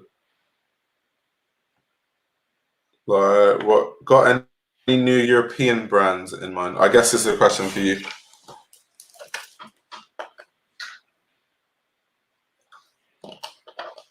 They're putting you on blast, bro. Like literally, put you on the spot. Yeah, I can't name one. I was just telling like Trevor this the other day. I'm like, Yeah. I have no idea what the fuck is going on like outside of like I just kind of like only pay attention to art. I'm trying to be good at like yeah. It's hard to stay up to date with like everything. Everything like just like the different like genres and subcultures. It's like you kind of have to pick what you're into. And, like, yeah, like I get it because I'm totally fucked. Like I'm going to CSM to study fashion journalism, and bro, I'm like in this group chat with all the guys that are going to be in my course, and they're just talking about all this stuff. I'm like, bro, I don't know what they're talking about. Like what? Like, bro, just totally. I've got like I actually have a life. Like, yeah. Wait, what do you say? Do you think Rick Owens is done? What? No. No? How no? Definitely. I think people think that all designers have to come up with completely new ideas, but you can just refine your ideas. What Yoji has done for like how many years? Like 30 plus years. So nah, Rick's not done for sure.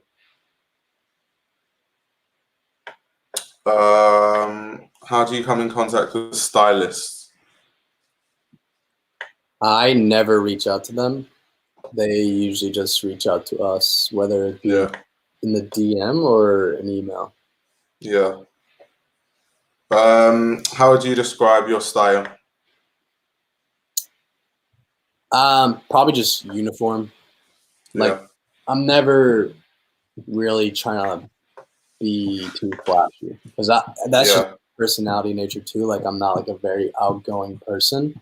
I'm very, like to myself. I'm just like thinking in my head, and like I don't really want to cause too much attention to myself because it's just like I've never been like that.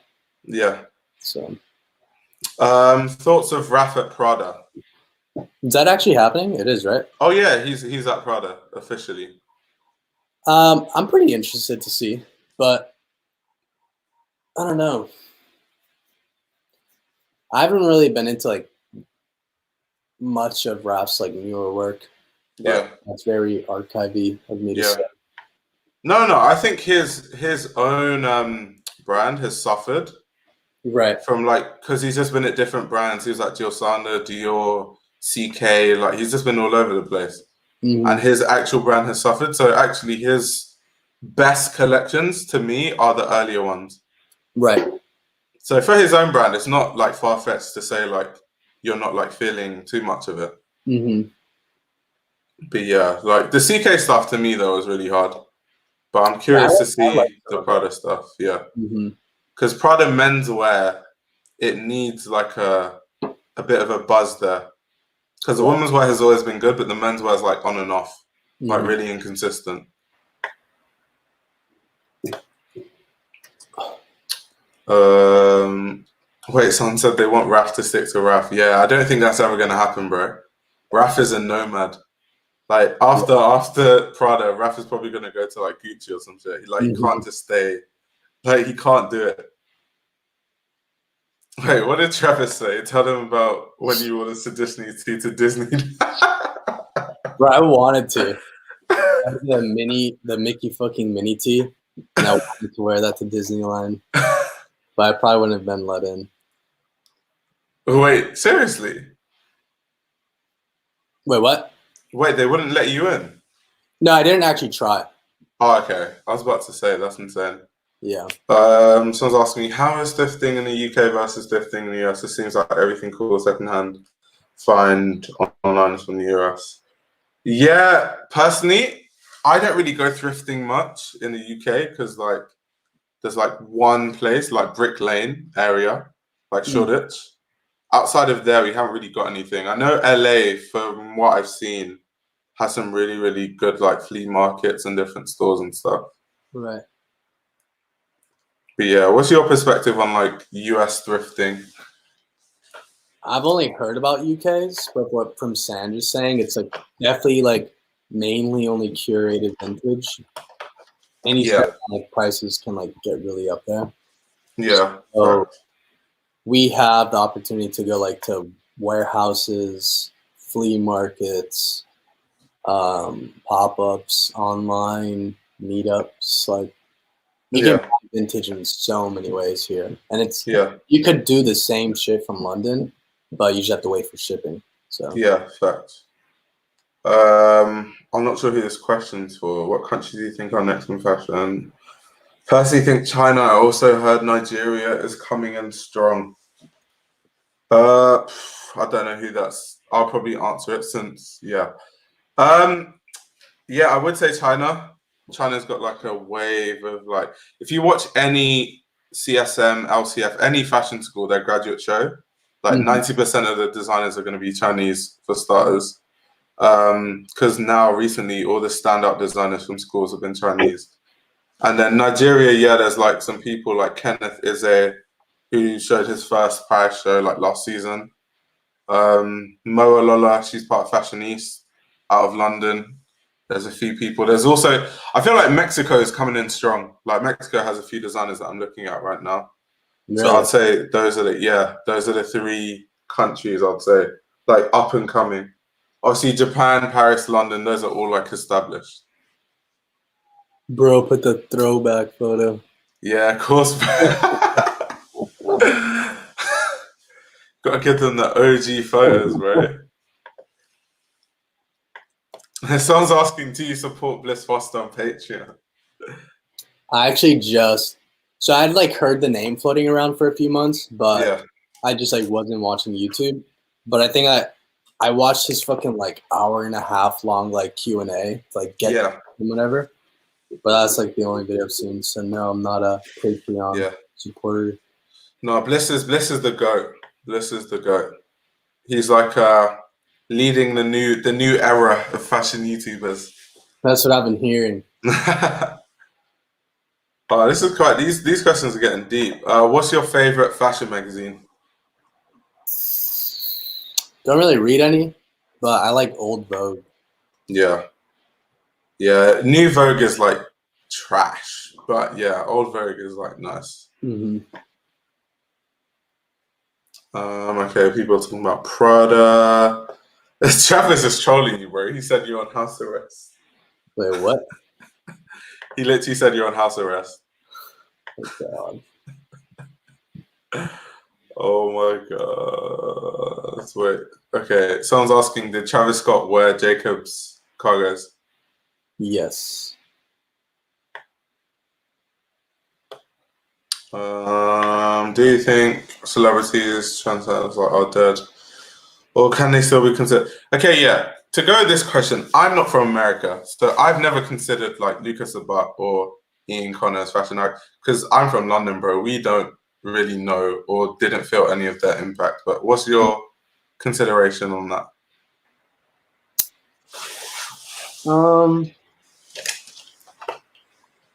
I think they still have influence for sure. Probably like younger kids, since they do have larger followings, they're probably like one of the first two people that start following. Yeah, So I think they do still have like influence. Personally, I remember being really into the Ian Luca phase, like in 2000. yeah, Was it like 16? Was when I was like really into it, like looking at the photos, like Luca wearing like Margiela replicas, like yeah, on boots, um, and like the Ian phase, like around the Sketcher era. But I think they still have influence. if anything, there's just way more influencers out there where Right. it just all blurs together. Yeah. It's interesting. Thoughts on PAQ? It's cool. I don't really watch it anymore, but I mean, if anything, it's just getting repetitive. But that's like anyone on YouTube can become repetitive. Yeah. But I think it's cool. I was on like two episodes or so. Yeah. It's to do with like the format being the same. I think it's cool that it's like a Netflix show on YouTube and like there's like this whole ass like team behind it. I don't like the fact that you can predict everything. That I think that's what makes people stop watching it. Like you can predict that at the end there's going to be a judge and then they're going to judge these outfits. I think they just need to make it random. Yeah. Yeah, like an actual Netflix series. Mm-hmm. Like, but yeah, obviously, what is my irrelevant opinion going to change? These guys are just trolling. Did the cargo take 6 to 18 months for Travis to eventually get them? No, so I don't want to speak on it too much because it's not my shit. But being literally on the same house as all those cargoes, pretty much what happened was he got the initial order, shipped all of it. They oversold, he restocked, factory delayed it, customs delayed it. He had to pay like this huge ass import fee. He had to then ship them all out. Yeah. It was just like this sporadic thing of it was just like a lack of organization, which he's learned. And he's actually like flying to Minnesota like this weekend, or sorry, next weekend. Yeah. To finally go on and get a fulfillment center. So like from now on, like they'll probably get them like 1 to 2 days. In the past, like, I can tell you, like I personally have shipped like 500 Jacob orders just because I was like, there's just so many fucking orders. Yeah. So obviously they didn't take 18 months for Travis to get his pair. So yeah. No, I totally. It's tough, man. I'm like, bro, anyone would just fucking take the pair off their legs and give them for that opportunity. So, someone's asked me. Oh, okay, someone's asking me if I saw Dex's Instagram live stream. Yeah, I did, because he said like he can't watch it after watching that live stream, which is fair enough. Basically, what Dex was saying was that it's a really long story, but essentially, he's stuck in this contract. And like their contractual agreements are really bad. Like all the members of PAQ, and they basically want out. Essentially, what happened? So Dex went on live on Instagram. Like this was a while ago. No, a while ago. Like maybe a few weeks ago, and he was talking about like how PAQ have him in this like contract that he wants to get out of because they're like exploiting them and like exploiting their social media because they basically own it, and like they can't even be themselves. Like if they want to post about something, they're only allowed if like their bosses deem it's going to get a lot of likes and all that stuff, and like it's just all a bit toxic. Yeah. So yeah, I think since then a lot of people have been turned off. Yeah, the only thing about that, like one way you unfortunately do have to look at it is all of them, to put it bluntly, no one knew who they were before PAQ. Yeah. Maybe like a couple thousand people. I don't really remember that, to be honest.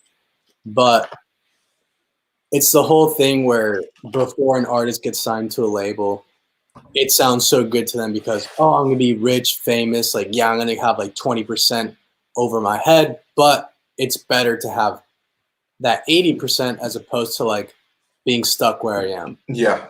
So I think it's interesting how before people have like their own shit going on, they're very quick to like jump at an opportunity. That's but then, true. like, once it's less in their favor and they feel that they can go on their own shit, which like anyone can.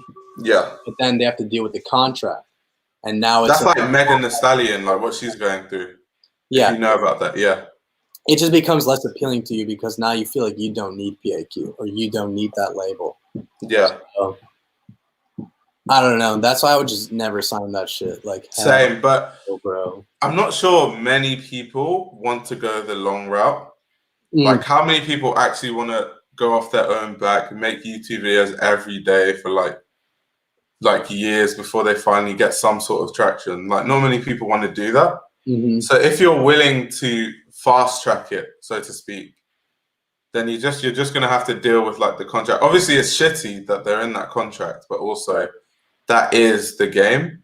Because also it's like without PAQ, you wouldn't have been on that level to where now you think you can like be on your own. So it's like a two-sided thing. But either way, all I know is whenever their contracts end, the whole PAQ thing's gonna crash. No, for sure. The whole thing is over from that point. Because even now they want out. So even now, literally, they're already going through issues. But yeah, it was good while it lasted.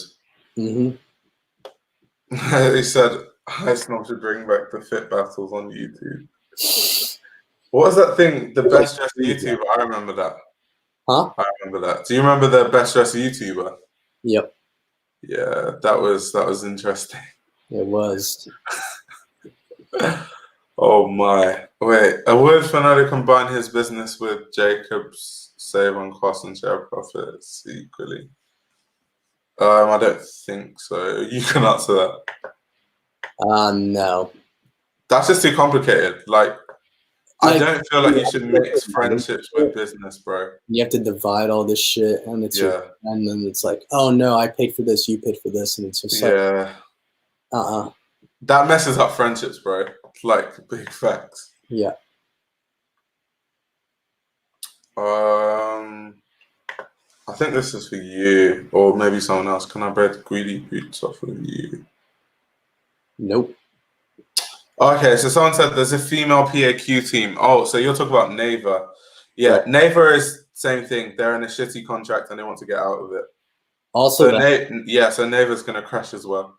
It's quite sad. It's quite sad. But yeah, I don't know, man. I don't know, because if they cared, at least they would like rather change their contract or whatever than just be willing to just let the whole thing crash, which I think they've gotten to that point now. Yeah. That's like a whole mess in itself. Yeah. What do you think? 10 names, 6 is archive, can't say what it is. Okay, I think this is probably someone's page. Like Antwerp 6 is archive, is that what it means? I think so, maybe. So my thing with naming any store, I never wanted the word archive or vintage in it. It's just like way too limiting. So I would just keep thinking about it.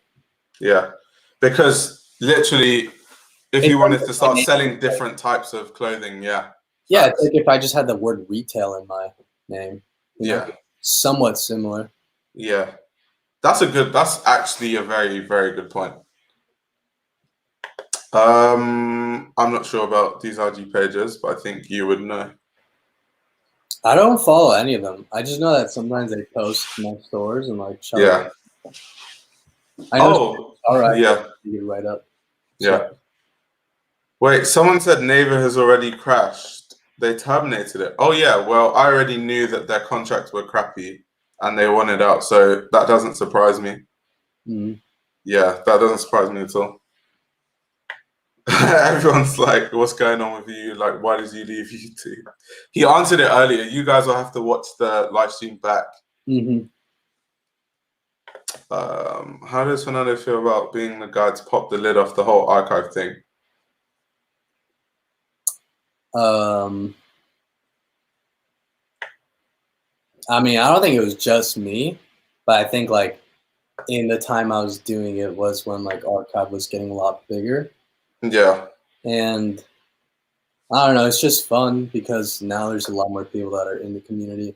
You can find the pieces a lot easier now. Obviously, right now, like the biggest struggle is because of Corona. Like all my packages are just stuck in like 10 different countries. But now, as opposed to like 2 years ago, most of the Grail listings are probably international. But now there's like a lot of pieces in the US now. So, damn. He's like, if rap is boring for you now, what genre do you like? I'm not the biggest music guy in the sense of like I don't like know like everything there is about music. That's just like Francis. But I listen to just like older music now. Yeah. I'll let you go first on this one. References. So what do you mean by that? The term reference is like so blurry. You know? Like, oh, I'm gonna buy these pants off of you and I'm gonna reference them. It's like, what do you mean by reference them? You like reference like a pocket detail or the entire pocket? Yeah. You reference the pattern or just like a piece of it? Yeah. And that's when it just goes into just straight up like copying shit. Yeah. Some minimal shit. I think the term reference has been like taken too nicely.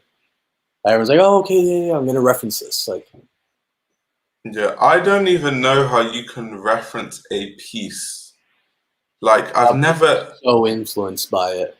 That's so crazy. Like, even that mindset. Because I'm just thinking, like, when I used to like do design internships, like, if we were to reference something, we can only go as far as reference the inspiration that the garment is referenced. Right. Not even anything to do with the garment, just the inspiration of it. That's the way that it should be done. Yeah. I didn't know that people actually buy a garment specifically to reference that same garment. That's crazy. I've talked to a lot of factory owners in LA, and of course it's the same anywhere overseas. Yeah. But I've heard the term, they bring it in, hold like a pair of Dior cummerbunds, like 1-to-1. That's literally all they say. What? 1-to-1. That's insane. I thought that was what like Zara does and stuff, not like other brands. Which is like why that term has just become like so blurry. Yeah. When like, yeah, like you're using high quality materials as opposed to where Zara is using like low quality material. Yeah. But it's just still not enough. Like having good quality is not enough anymore. Like you need to have like, your own language. I totally agree. Bro, I did this at the start. You're gonna have to watch it back. My bad. If you want to know about Fernando's whole come up, the whole story, you gotta watch it back. This is joke. Were you ever gatekeeped during your style progression? Yeah. Yeah, I think that happened to all of us, to be fair.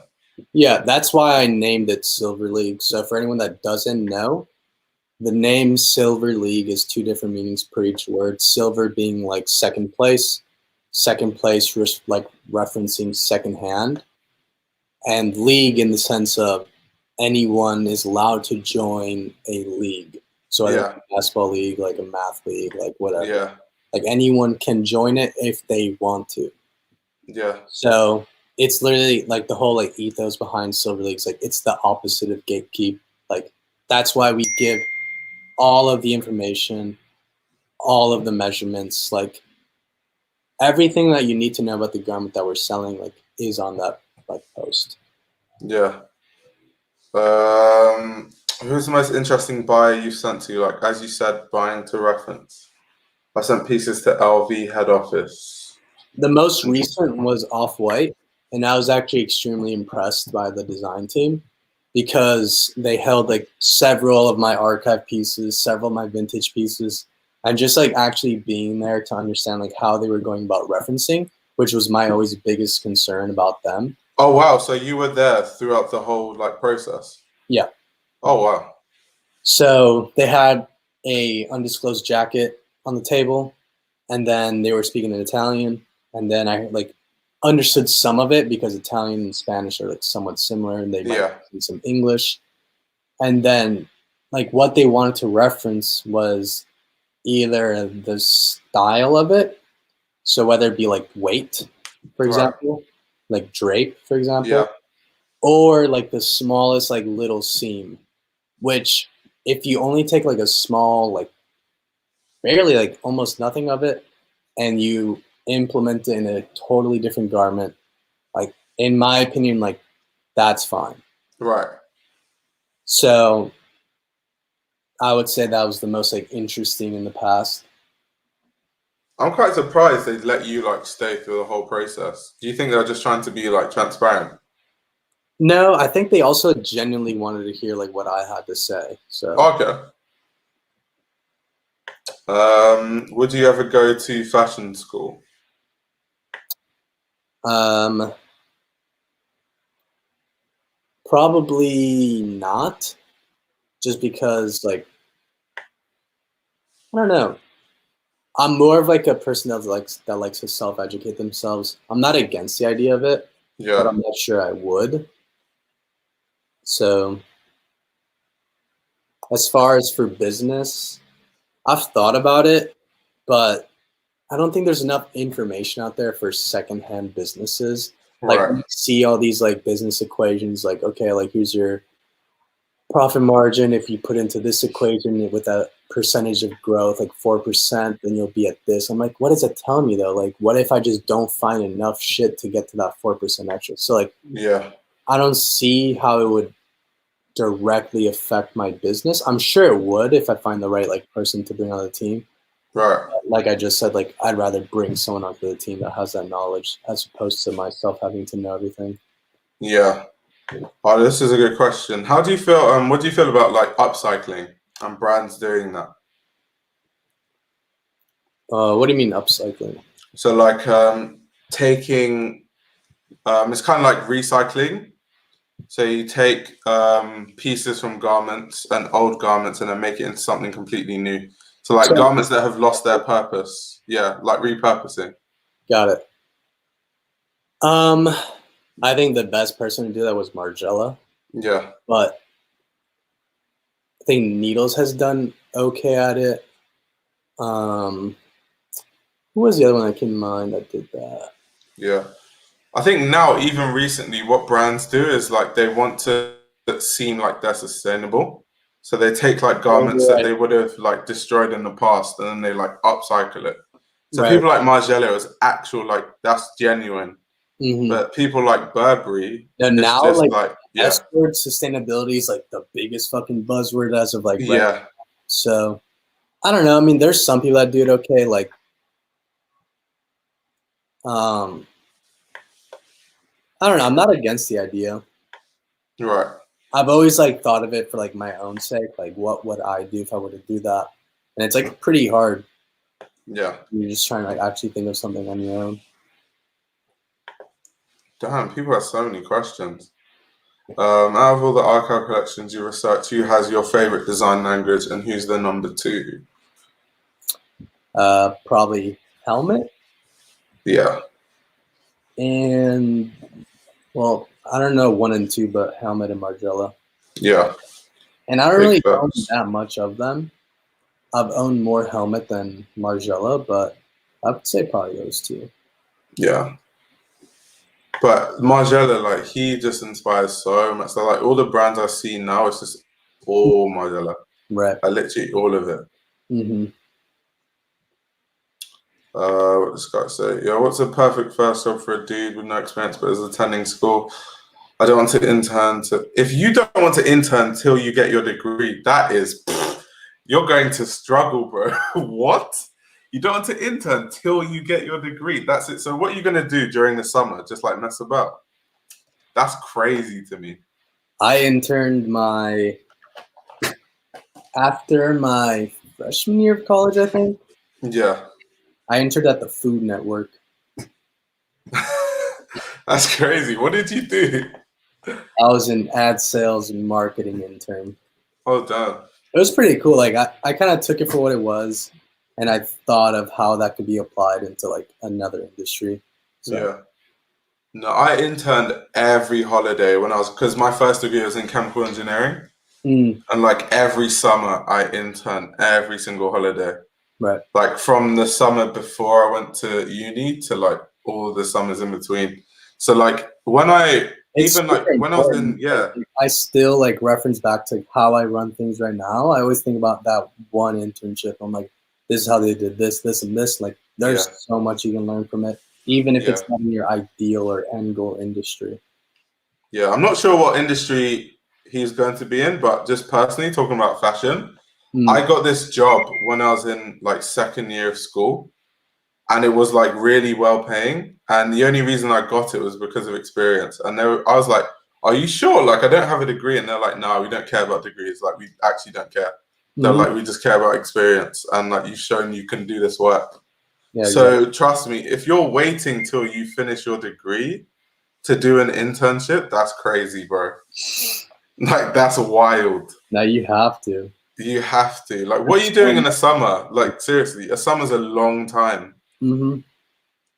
Unless you're going like full time into like trying to build something for yourself. Yeah. You should probably intern somewhere. Let's see. Have I watched In My Own Mods? Yeah. All right, this is cool. Did it take you long to build your own wardrobe? 100%. I didn't own a wardrobe until maybe like 4 months ago. I literally had no clothes. Like when people say like I wear the same clothes every day, it's because I sell everything. Like it's been so hard to like not sell things, but I understand why I have to do it. But as of like the past 9 months or so, I've definitely been holding on to like some pieces that I don't think I'll ever find again. Or really it just comes down to how they fit on me. Right.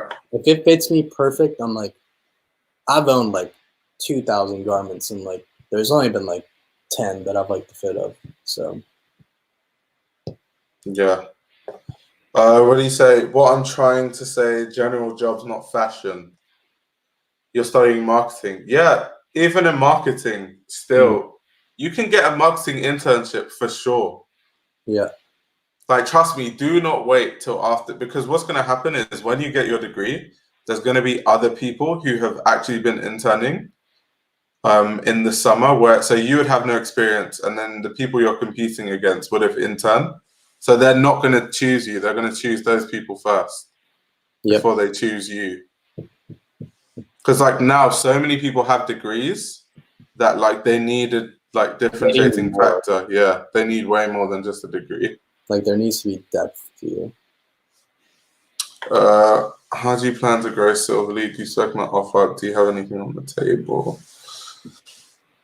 I have. Well, I'm actually currently right now like making my consulting website. Yeah. So if anyone like actually wants to have me on retainer for my experience and insight, that's something I'm going to be pursuing in the future. Yeah. Well, Keezy's come through. New school of YouTubers. Was there any point in your channel where the traction had taken a dip? Was it always on an uprise? Mine was never like that popping. I never had like a viral video. For the most part, on a big scale, if I were to look at the trend, it was probably just like a steady incline.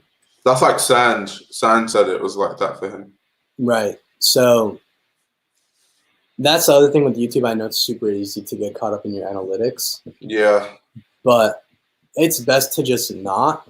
That's the one thing I've taught myself from posting a piece of content at least once a day, whether it be on like any of my Instagrams. Like that really gets you to understand and look at the numbers a lot less, because now your focus is getting the content up that you're personally happy with, and that's enough. Right. Yeah, I totally agree. It's like sometimes it's hard though, because like the type of content I make videos and I know it's not going to get views. Because if I make a video about a designer and no one knows, it means they have to just be really intrigued to learn about something new. Right. As opposed to like if I put Gucci in the title, like I did recently, that video did really well. So it's like, I guess you just make videos that you want to make, and then whatever happens, happens. Exactly.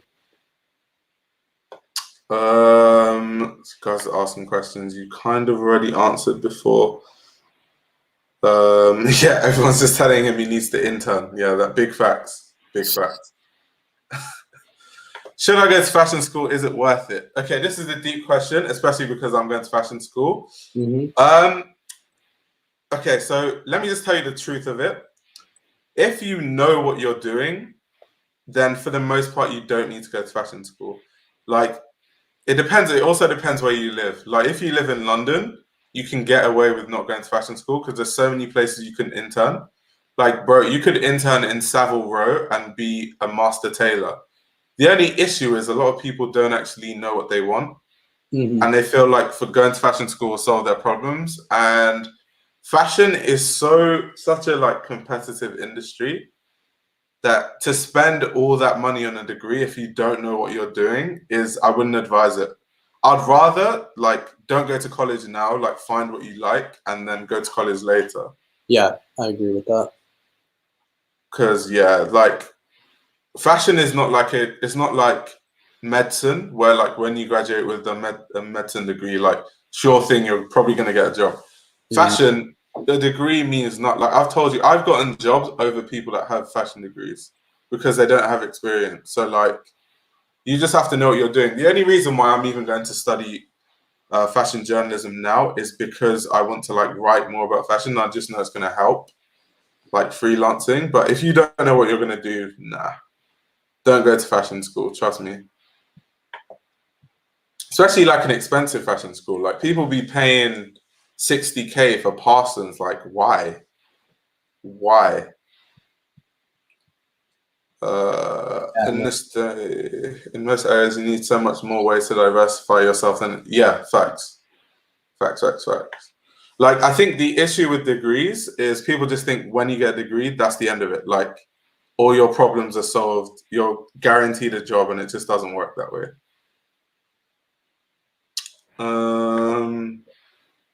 People are asking, would you start back your old brand? Nope. Probably not. No. I might make like one-off items, but that's about it. Yeah. Oh yeah, so everyone's talking about in fashion experience is how important. Yeah, facts. The degree, once again, going back to my experience, I got jobs over people that had degrees from like good schools as well. And also there were maybe it's because like I had been interning my whole time. So like there were people who graduated from like CSM design wise and there was like some basic stuff they didn't know. And I'm like, man, that's why a degree doesn't mean that. You have to really be interested in it and seek the knowledge outside as well. Because like those students from CSM that I was working with that weren't the best designers, quote unquote, they wouldn't really last too long in like major brands and stuff. They would get seeded out quite quickly. But yeah, internships for business degrees are extremely important. I'm going into my freshman year. Yep, big facts. Okay, he said he's going to take the advice. Yeah, you should. He said it's Fernando. Bro, I've gotten that since high school. Everyone always thinks I'm high, and like I'm literally the last person to like. Oh my. So many people are asking this, but yeah, I'll just let you answer it again. Consistent wise, yes, I'm probably personally done. I might venture into something in the future though. Yeah. Let's see.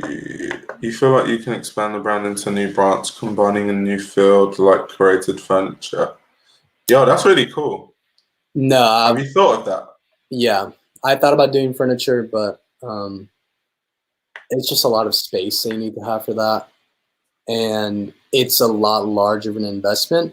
It's a lot of like big investments for big returns, and that's something I would do like way in the future, in the sense of curating an entire store where all of the lighting is like handpicked by us and is for sale. All the chairs, all the mirrors, like all the candles, like all the books, like pretty much have like vintage archive everything. Right. So even to like cars, homes, whatever. What do you expect in an intern portfolio for fashion? Yo, I'm the worst person to ask this because I'm like a hustler. So I've never actually gotten an internship by like handing in a portfolio or anything. It always just like happens from like different things. So honestly, I couldn't even tell you. Like the first internship I did, I knew absolutely nothing about design. I didn't even know what a pattern was. Like, I didn't know anything. Like I got taught everything all at once. So yeah, I'm not the best person. Is Fernando happy? What the hell? Oh my god. People are funny. What did you say? Yeah, if you want to design, dig into pattern making to design, cut, and sew. There's a lot of work and dedication, and a lot of math. Yeah, big facts. Like once again, going back to my first internship, the learning curve was insane. Was absolutely even till now, I'm like semi good at making a pattern, but like I'd rather not. To be fair, have I considered? I'm not going to London College of Fashion. I'm going to CSM, but yeah, I applied to 5 universities. So I applied to University for the Creative Arts, CSM, Westminster. What are the other 2 I applied to? UEL, University of East London, and Goldsmiths, and I got into all of them, but I just chose like CSM. Connections and knowledge over degrees, facts.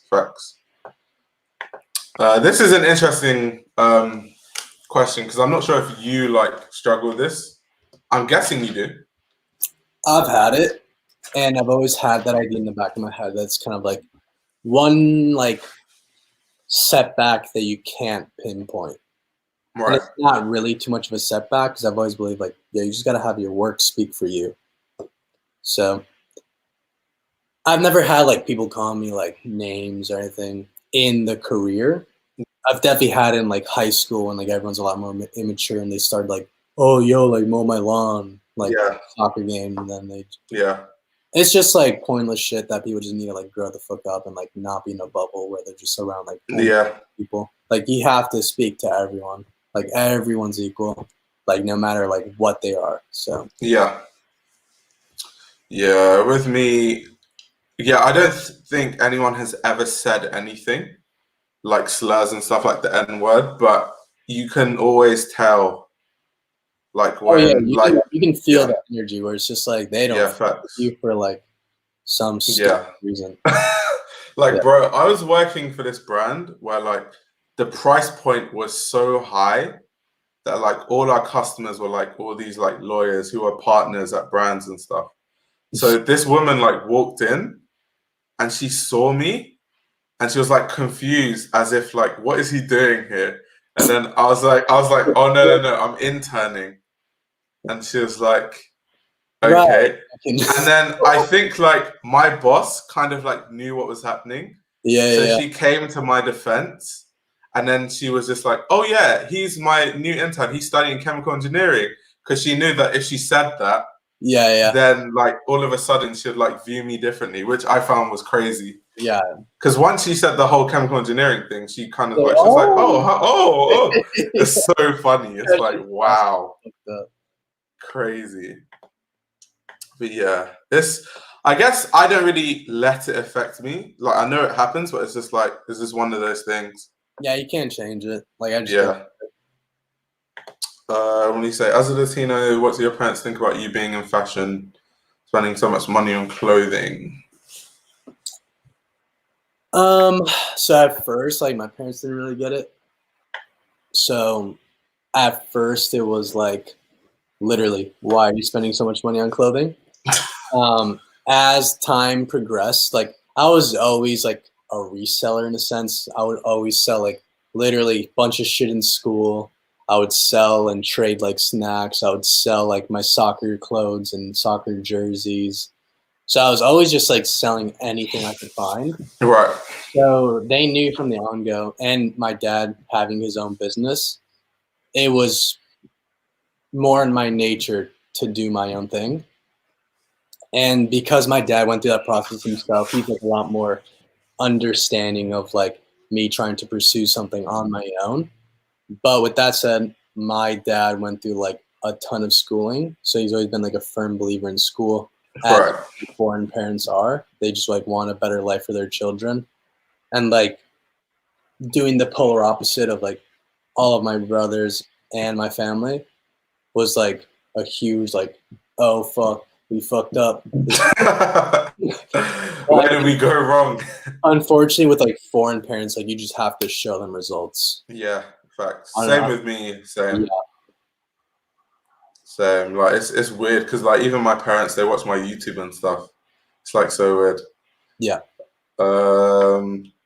if you never started Silver League, what do you think you would be doing now for a career? I've like briefly thought about that, but realistically, I would have just had like a normal ass job probably, and probably like hated it, and then Yeah, eventually done something on my own. The one thing that I thought about before calling it quits on school was, okay, well, I have yeah, no form of success, and I'm quitting school. Like I have no yeah. safety net whatsoever. Like it was just like I'm diving into like a big ass ocean, like hoping I'm shore, and like I told myself if I could do it with this, Yeah, chances are I could do it again and again and again. So that's why like the whole idea of you need to have like multiple streams of income.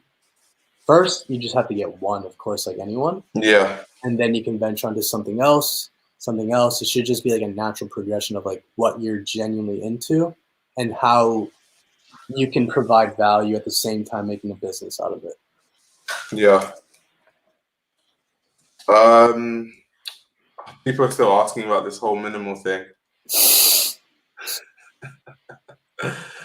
But she said, "Oh, you study chemical engineering. You're one of the good ones." Yeah, that's literally how it was. That is literally how it was. I went from like some scary big black guy to like the intellectual. Oh my god, it was hilarious. Like how she changed in like the space of like 10 seconds. No, it's crazy. No, he hasn't been to Japan, but what are your thoughts on Capital? I like Capital. It's kind of like up there the way I see kind of like Visvim type brands. Yeah, facts. Oh, this I is mean, it's a like those are like the Japanese heritage brands. So like yeah, facts. I just like them. Yeah, who'd you say, Ronaldinho or Ronaldo? I know who I'm picking. Ronaldinho for sure. Yep. Like he was consistent for less time, but bro, Ronaldinho at his peak, nothing beats it. Yeah. And then also, what Ronaldo is that? Fat Ronaldo or like Cristiano? Are you like that too? Like Ronaldo or Or Cristiano Ronaldo? Like which one? Fat Ronaldo? That's what we call him here, like Fat Yeah, yeah, Ronaldo. That's yeah. how we differentiate, bro. What is his name? Ronaldo Dehima or something like that. I don't know. Thoughts on the direction of fashion after COVID-19? I think I think it's already been a trend where people are making a lot more conscious decisions into what they're purchasing and Yeah, understanding that they're buying items that they're going to hold and ideally wear for years to come. yeah, And I think because of COVID, people are just having to make that decision in anything else, like whether it be what car, what home, what like lamb, yeah, what anything. Like everyone's gonna be a lot more conscious. Just like how like in the US like 2008 when our market crashed and we had our whole recession, that affected like a ton of families. I was too young to understand anything that was going on. But the way I see it's like there's a lot of people that are just getting like financially fucked. And like obviously that's gonna just affect everyone in the long run. yeah, facts. So I think there's just gonna ideally be less clothes being made and more clothes being upcycled, but I don't know. I doubt it. Yeah. Probably be both. Knowing the industry, It's I gonna feel like everything's gonna get back to normal like pretty quickly. Like all these businesses, they've got money to make. Mm-hmm. Let's see. Question for you as another engineer. Yeah. So what happened? So one of my first jobs, like when I was at Stella McCartney, it was more of an engineering type of role. I was doing product testing. So like we would get, I'm sure you're an engineer, so you know what a tensile strength test is. We would use machines to like rip materials and calculate the force that it takes to rip the materials. And then we would try that for different fabrics to test how strong each fabric was. Mm. So that was basically my job. It was just like more the science side. And I actually thought I was going to work for like Nike, as like they use engineers on like their sports gear and stuff like that when they're designing it. Right. But then as time went on, I kind of started writing more about fashion, and then obviously making videos. And then I realized, nah, I'm more interested in like the journalism side than the whole like engineering stuff. But it's good to know, like, because when I write, I can also write about fabrics, materials, stuff like that. And yeah, it's also a better degree to have as like a safety net. No, for sure. Yeah. Because he said that recession affected the whole world. Yeah, facts. Facts. Worst brand of all time, anti-social social club. Big facts. Worst brand? Minimal?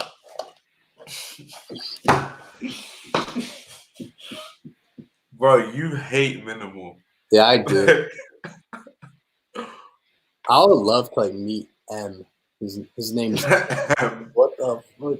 You know, for the longest, I actually thought, I don't know why, I thought Locust and Wild Honey actually was the person behind me. I don't know why I thought that. I don't know why I thought that. I felt like I saw him at the headquarters or something like that. No, yeah. Then I just thought it was, yeah. I wonder if he's met M. If he has, I need that connect. Just so you can roast him. I would love to actually like hear him like validate anything. Still follow. I do personally. Do you still follow it? Not really. Yeah. Yeah. You can't be from England and not watch football, man. That's like not heard of.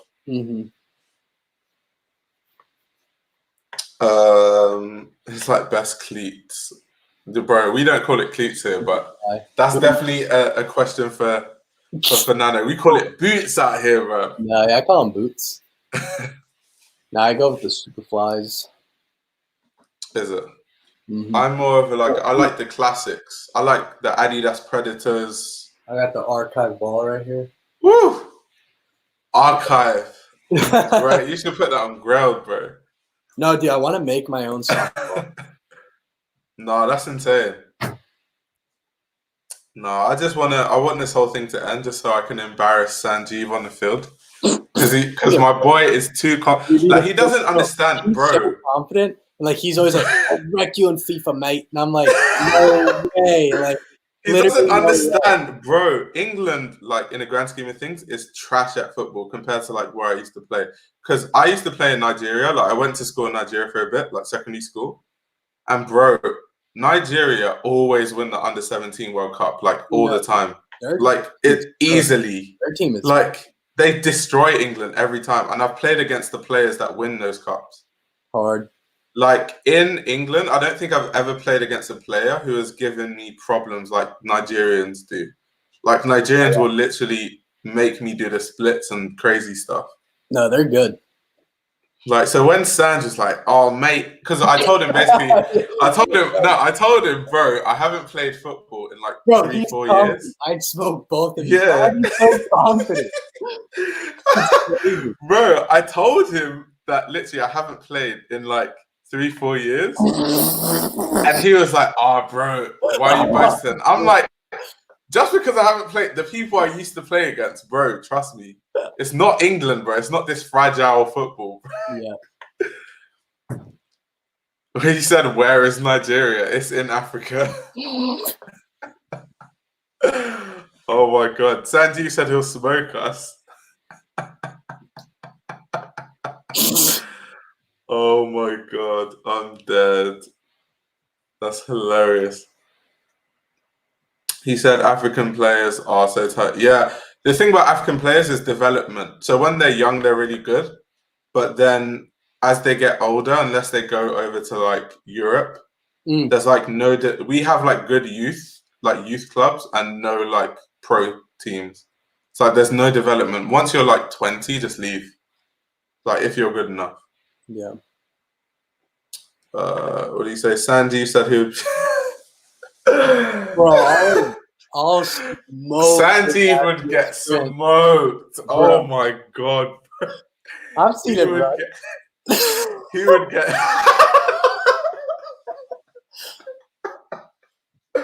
Sanj would get laced. Like what? What? Like, bro, I'm actually looking forward to it. It's gonna be so much fun. It's gonna be so much fun.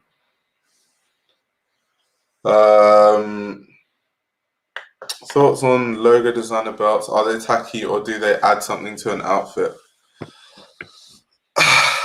I'll let you go with that one.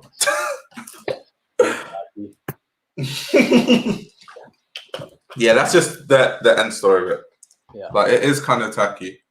Especially when people tuck in their shirt just so you can see the logo. That's even worse.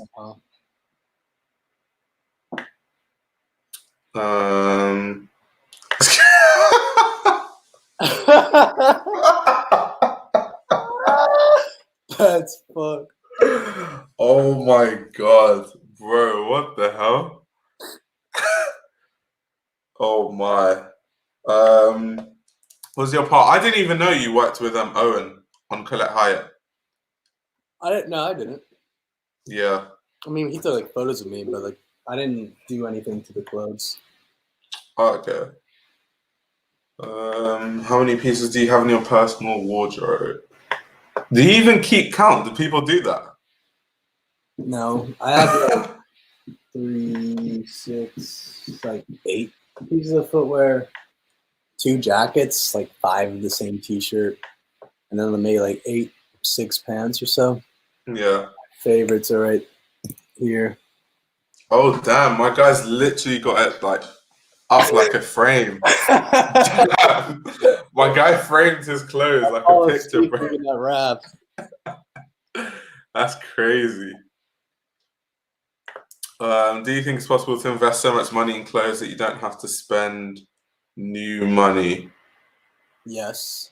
So just research. Oh yeah, facts. Yeah, for sure. If you get like 2, 3 pieces that appreciate in value like crazy amounts, exactly, you can just use that money and just cycle your wardrobe for like years. Why does everyone keep asking about Fernando's hair? Like, this guy asked if you put mayonnaise in your hair. Oh my god, my bro. hair. Jeez. Would you never consider cutting your hair? I mean, not right now. Like maybe when I'm older. Yeah. He's like, what, asking how many clothes you have is like finding a video of I would. That's why I wear hats, bro. My trims be awful. This quarantine hair is not the one. Not the one. We answered this like a lot earlier. You went like through this a lot earlier. What's your hottest take in fashion? You can go first. I'm trying to think because I have so many hot takes to think of like one. I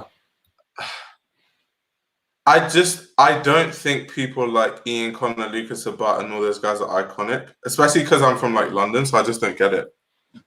Like that, I'd say that's my like hot take. Yeah. Now, I don't think you can like not count their influence, like whether it influenced you directly or not. Like the amount of kids that are wearing like shit that they've worn. Yeah. So prevalent. And they're like a big reason like accounts like Grail popped off. So wait, seriously?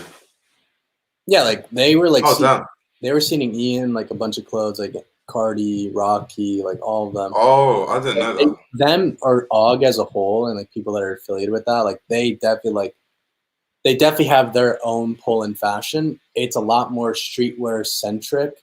It's not really like See, that's the thing though. See, with Org, I respect the influence of Org because I feel like Ian Connor is actually a subsidiary of like Org. Like if it wasn't for people like ASAP Rocky, Ian Connor wouldn't be Ian Connor. Right. So like I see ASAP as like the inspirational, iconic person, not Ian. Yeah. So that's like basically my take on it.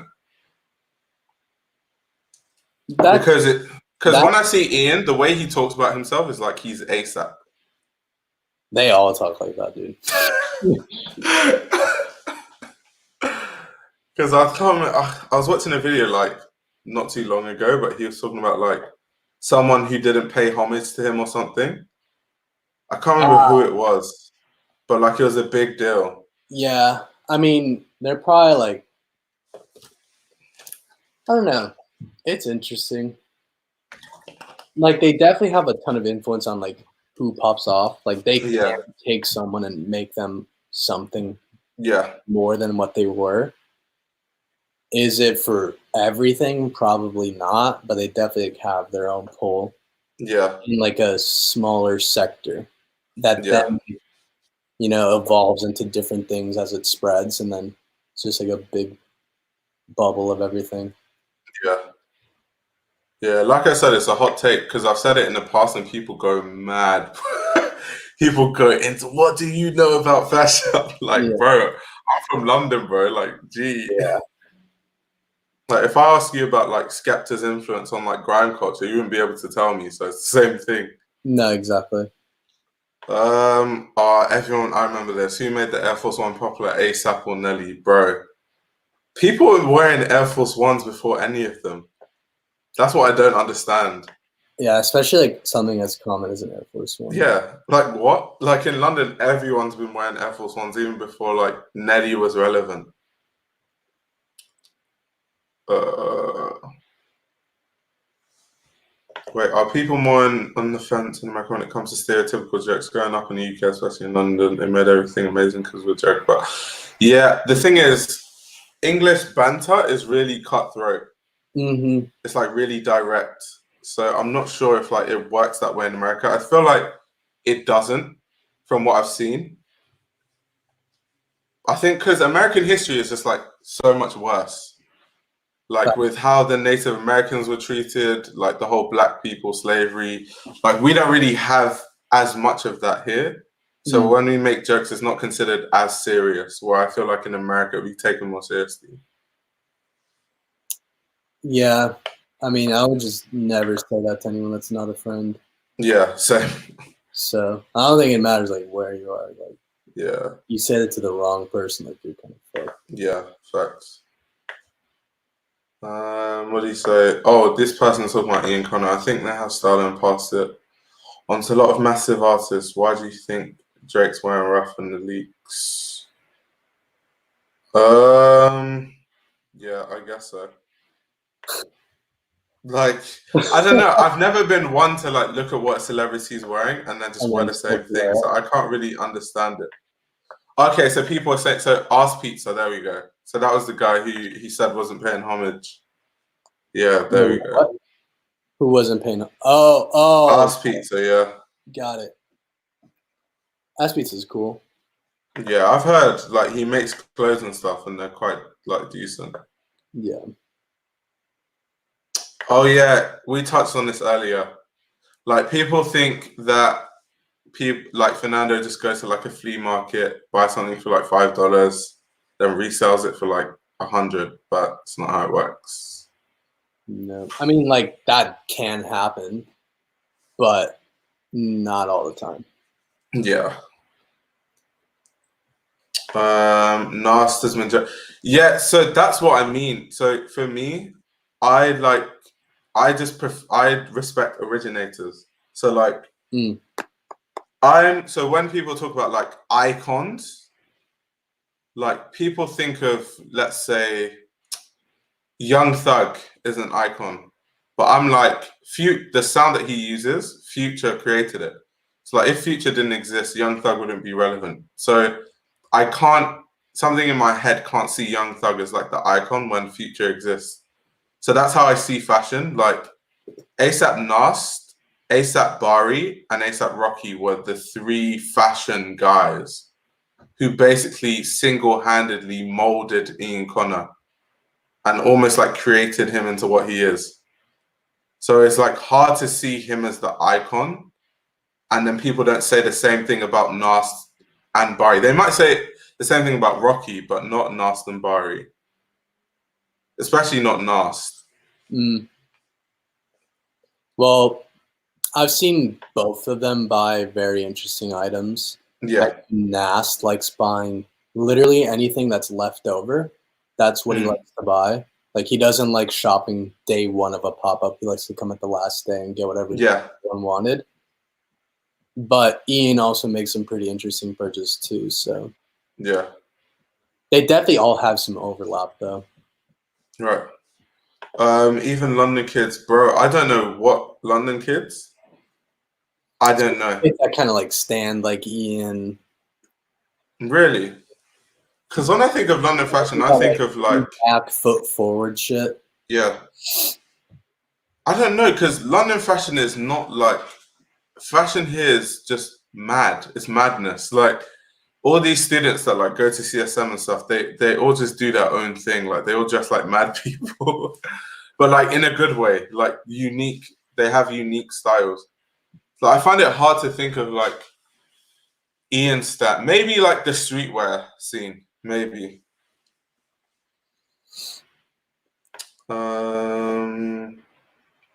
Best dressed musicians of all time. I'd say Rocky, Kanye.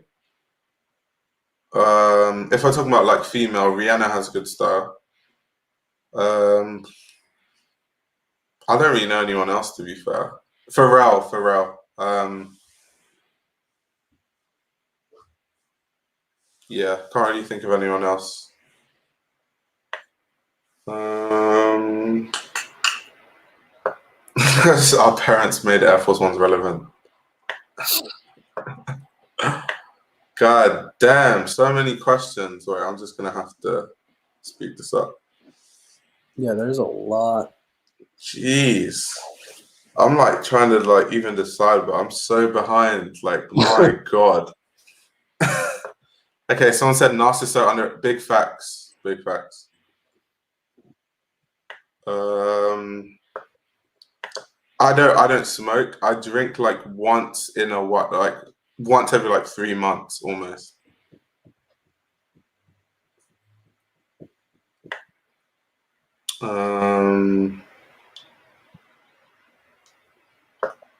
What do they say? Ian Connor wore sketches to Fashion Week to prove a point that isn't that deep. He has his own way of thinking. I mean, ASAP Rocky wore Vans. I mean, like that's not anything new. Now that I've seen lots of archive pieces, brands like Tabari Hills. Interesting. I don't really know anything about Siberia Hills, to be fair, so I don't want to like make an uneducated opinion. But I'd like, what's your thoughts on it? No comment. I feel like there may be a vested interest or relationships that we don't want to get cancelled. Yep. Wait, where's I buy my white shirt? So what shirts? What? I don't remember wearing a white shirt. Huh? Like what? Whatever happened to that dude, Johnny Righteous? I remember he was uploading back in the day when we were. Who's that? Shout out Johnny Righteous. He's just like he's like an OG like YouTuber. Owns a brand called No Logos. Oh damn. Yeah, I don't know what he's been doing. Yeah. Yeah, I didn't know. Yeah, I don't know who that is. Okay, people just asking some weird ass questions. Okay, this is a good question. Basic brands in all price ranges. Best basic brands. By basic, maybe they mean minimal. Yeah, like Yeah. I don't know. I mean, every brand has their own basics. Yeah. I guess it just depends like what you're into. Yeah. I mean, if they mean like minimal, then like lowest bang for your buck is like Uniqlo. And then you can go to like, I don't know, COS or Arket. And then at the highest level, you've got brands like Le Maire and brands like that. Right.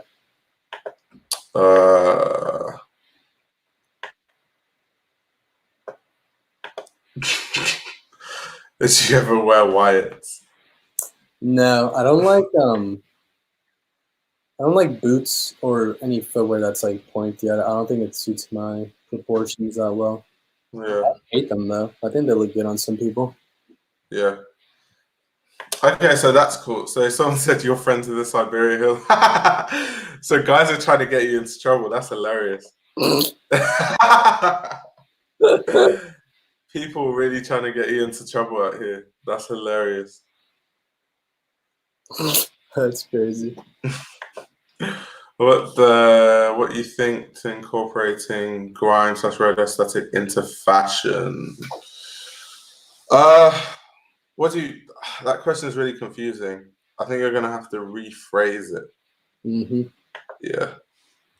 Where did Pingy go? Yo, Pingy came to market his brand and then dipped straight after, bro. He came for like a few weeks, talk about his brand, and then he was out. Got the bag. I respect it. Yeah. Got the bag and then dipped back to wherever he came from. Oh my god. Yo, thanks for the super chat. So let's see. Favorite perfumes, candles, and would Fernando ever rock YSL Wyatt's? What's up with everyone want to see me? I know, bro. Oh boy. But yeah, you can go with I'm not really a big scent guy. I'm not well versed in that at all. Candles, yeah. I've only used Diptyque, and I would not wear Wyatt's. Bro, to rock YSL, you need to be like a stick. Yeah, for like real. To make it look good. So that just is not gonna work for me.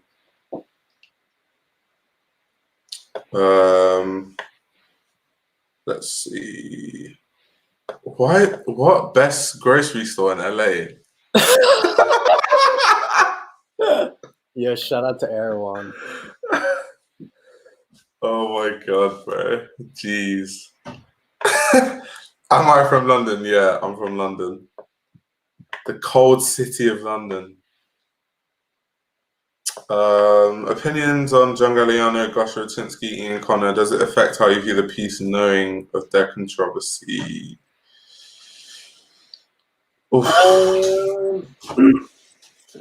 I mean, whenever some shit happens like that, honestly, I only see like skewed tweets. So, and then other than like Gosha, I actually am not familiar with the Galliano, to be honest, because I haven't really ever bought any Galliano. Yeah. I don't know, dude. I don't want to even say that shit. But yeah. I think Gosha does have some good pieces.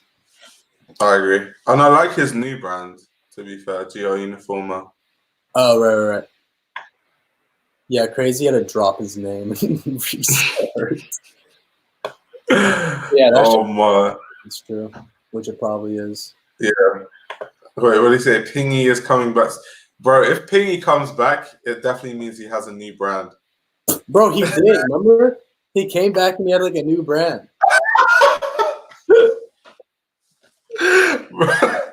He left for like a year or so, and then he came back because I've been going through some things, but I've been working on this new brand. I don't know what he was on, but he is the GOAT. Yeah, facts. Pingy's the GOAT, bro. I love Pingy. He's hilarious. He's asking me about engineering. Okay. Oof, what did I hate about engineering? Fluid mechanics, heat transfer, energy balance was all right. Fluid mechanics and heat transfer especially were messed up. Maths was like easy for the most part, like engineering maths. But yeah, heat transfer and fluid mechanics, oh my God. Like I wanted that shit to end. So yeah, if you're thinking of studying engineering or you're in engineering, good luck with fluid mechanics. Like seriously, bro, I do not miss it. Thoughts on uploading fashion content on Pornhub. Have you seen that? What? Yeah, like people like uploading like different videos on Pornhub and stuff. No way. Did they get views? Yeah, like literally. That's crazy. Because like people just want to be edgy, so that like people are buying into the whole like fashion videos on Pornhub thing. Yeah. No, shit like that and like OnlyFans is crazy how popping. Yeah. Would not be me. Yeah. Thoughts on Ian putting the Sicko logo onto number 9? I didn't even know anything about that. He had like a few, I think there's a couple archive pieces that he did like one-offs of. Yeah. I guess he took his favorite pieces and printed his logo on top of them. Yeah. I mean, it's fine. Like, you know, he wears it, so Yeah. if he wants to do that to his jacket, he can. Facts. But and I mean, when you've got money like that, like you don't really care about this stuff. yeah, and he has like probably duplicates. Yeah. What do you say? You hated fluid mechanics, yeah, bro. I hated that stuff, bro. Jeez. Graduating, yo, congrats on that. Online graduation. Wait, what did he say? Pornhub CPN is higher than YouTube CPN. That's actually believable. Yo, so that's actually a thing. I might have to migrate, change platforms real quick, but then I might get disowned, so I might not want to do that. Mm-hmm. What engineering class did you feel like was the most applicable? So we had a module that was called material science. So apart from learning about different materials, we learn about all the elements that makes up a material. We learn about structures like grain, so much like grain boundaries, all that stuff, but like not on a basic level that you would think. Like in chemical engineering, when we learn about grain boundaries, it's deep. So yeah, I understand like the intricacies of like every material to the point where for Nike, for example, engineers create new materials that haven't existed before. So that's the type of understanding you have of materials. So yeah. If money wasn't a problem, what would you be doing? If money wasn't a problem, bro, I'll be chilling, bro. I'll just travel the world. Like what? Why would I work if money wasn't a problem? I don't know. I probably didn't like the same shit, to be honest. Yeah. I don't like just chilling. I don't know. Yeah. I would chill, but not like a sit-at-home chill. I would like travel the world, experience all different cultures. That for me to travel to every country would probably take a lifetime, to be fair. Mm-hmm. Every single country in the world.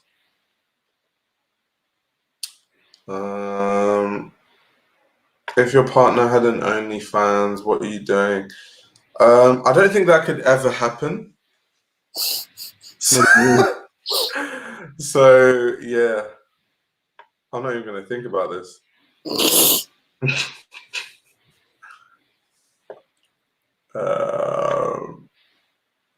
I know Owen Hyatt did work for Ian. I'm not sure about now though, but yeah.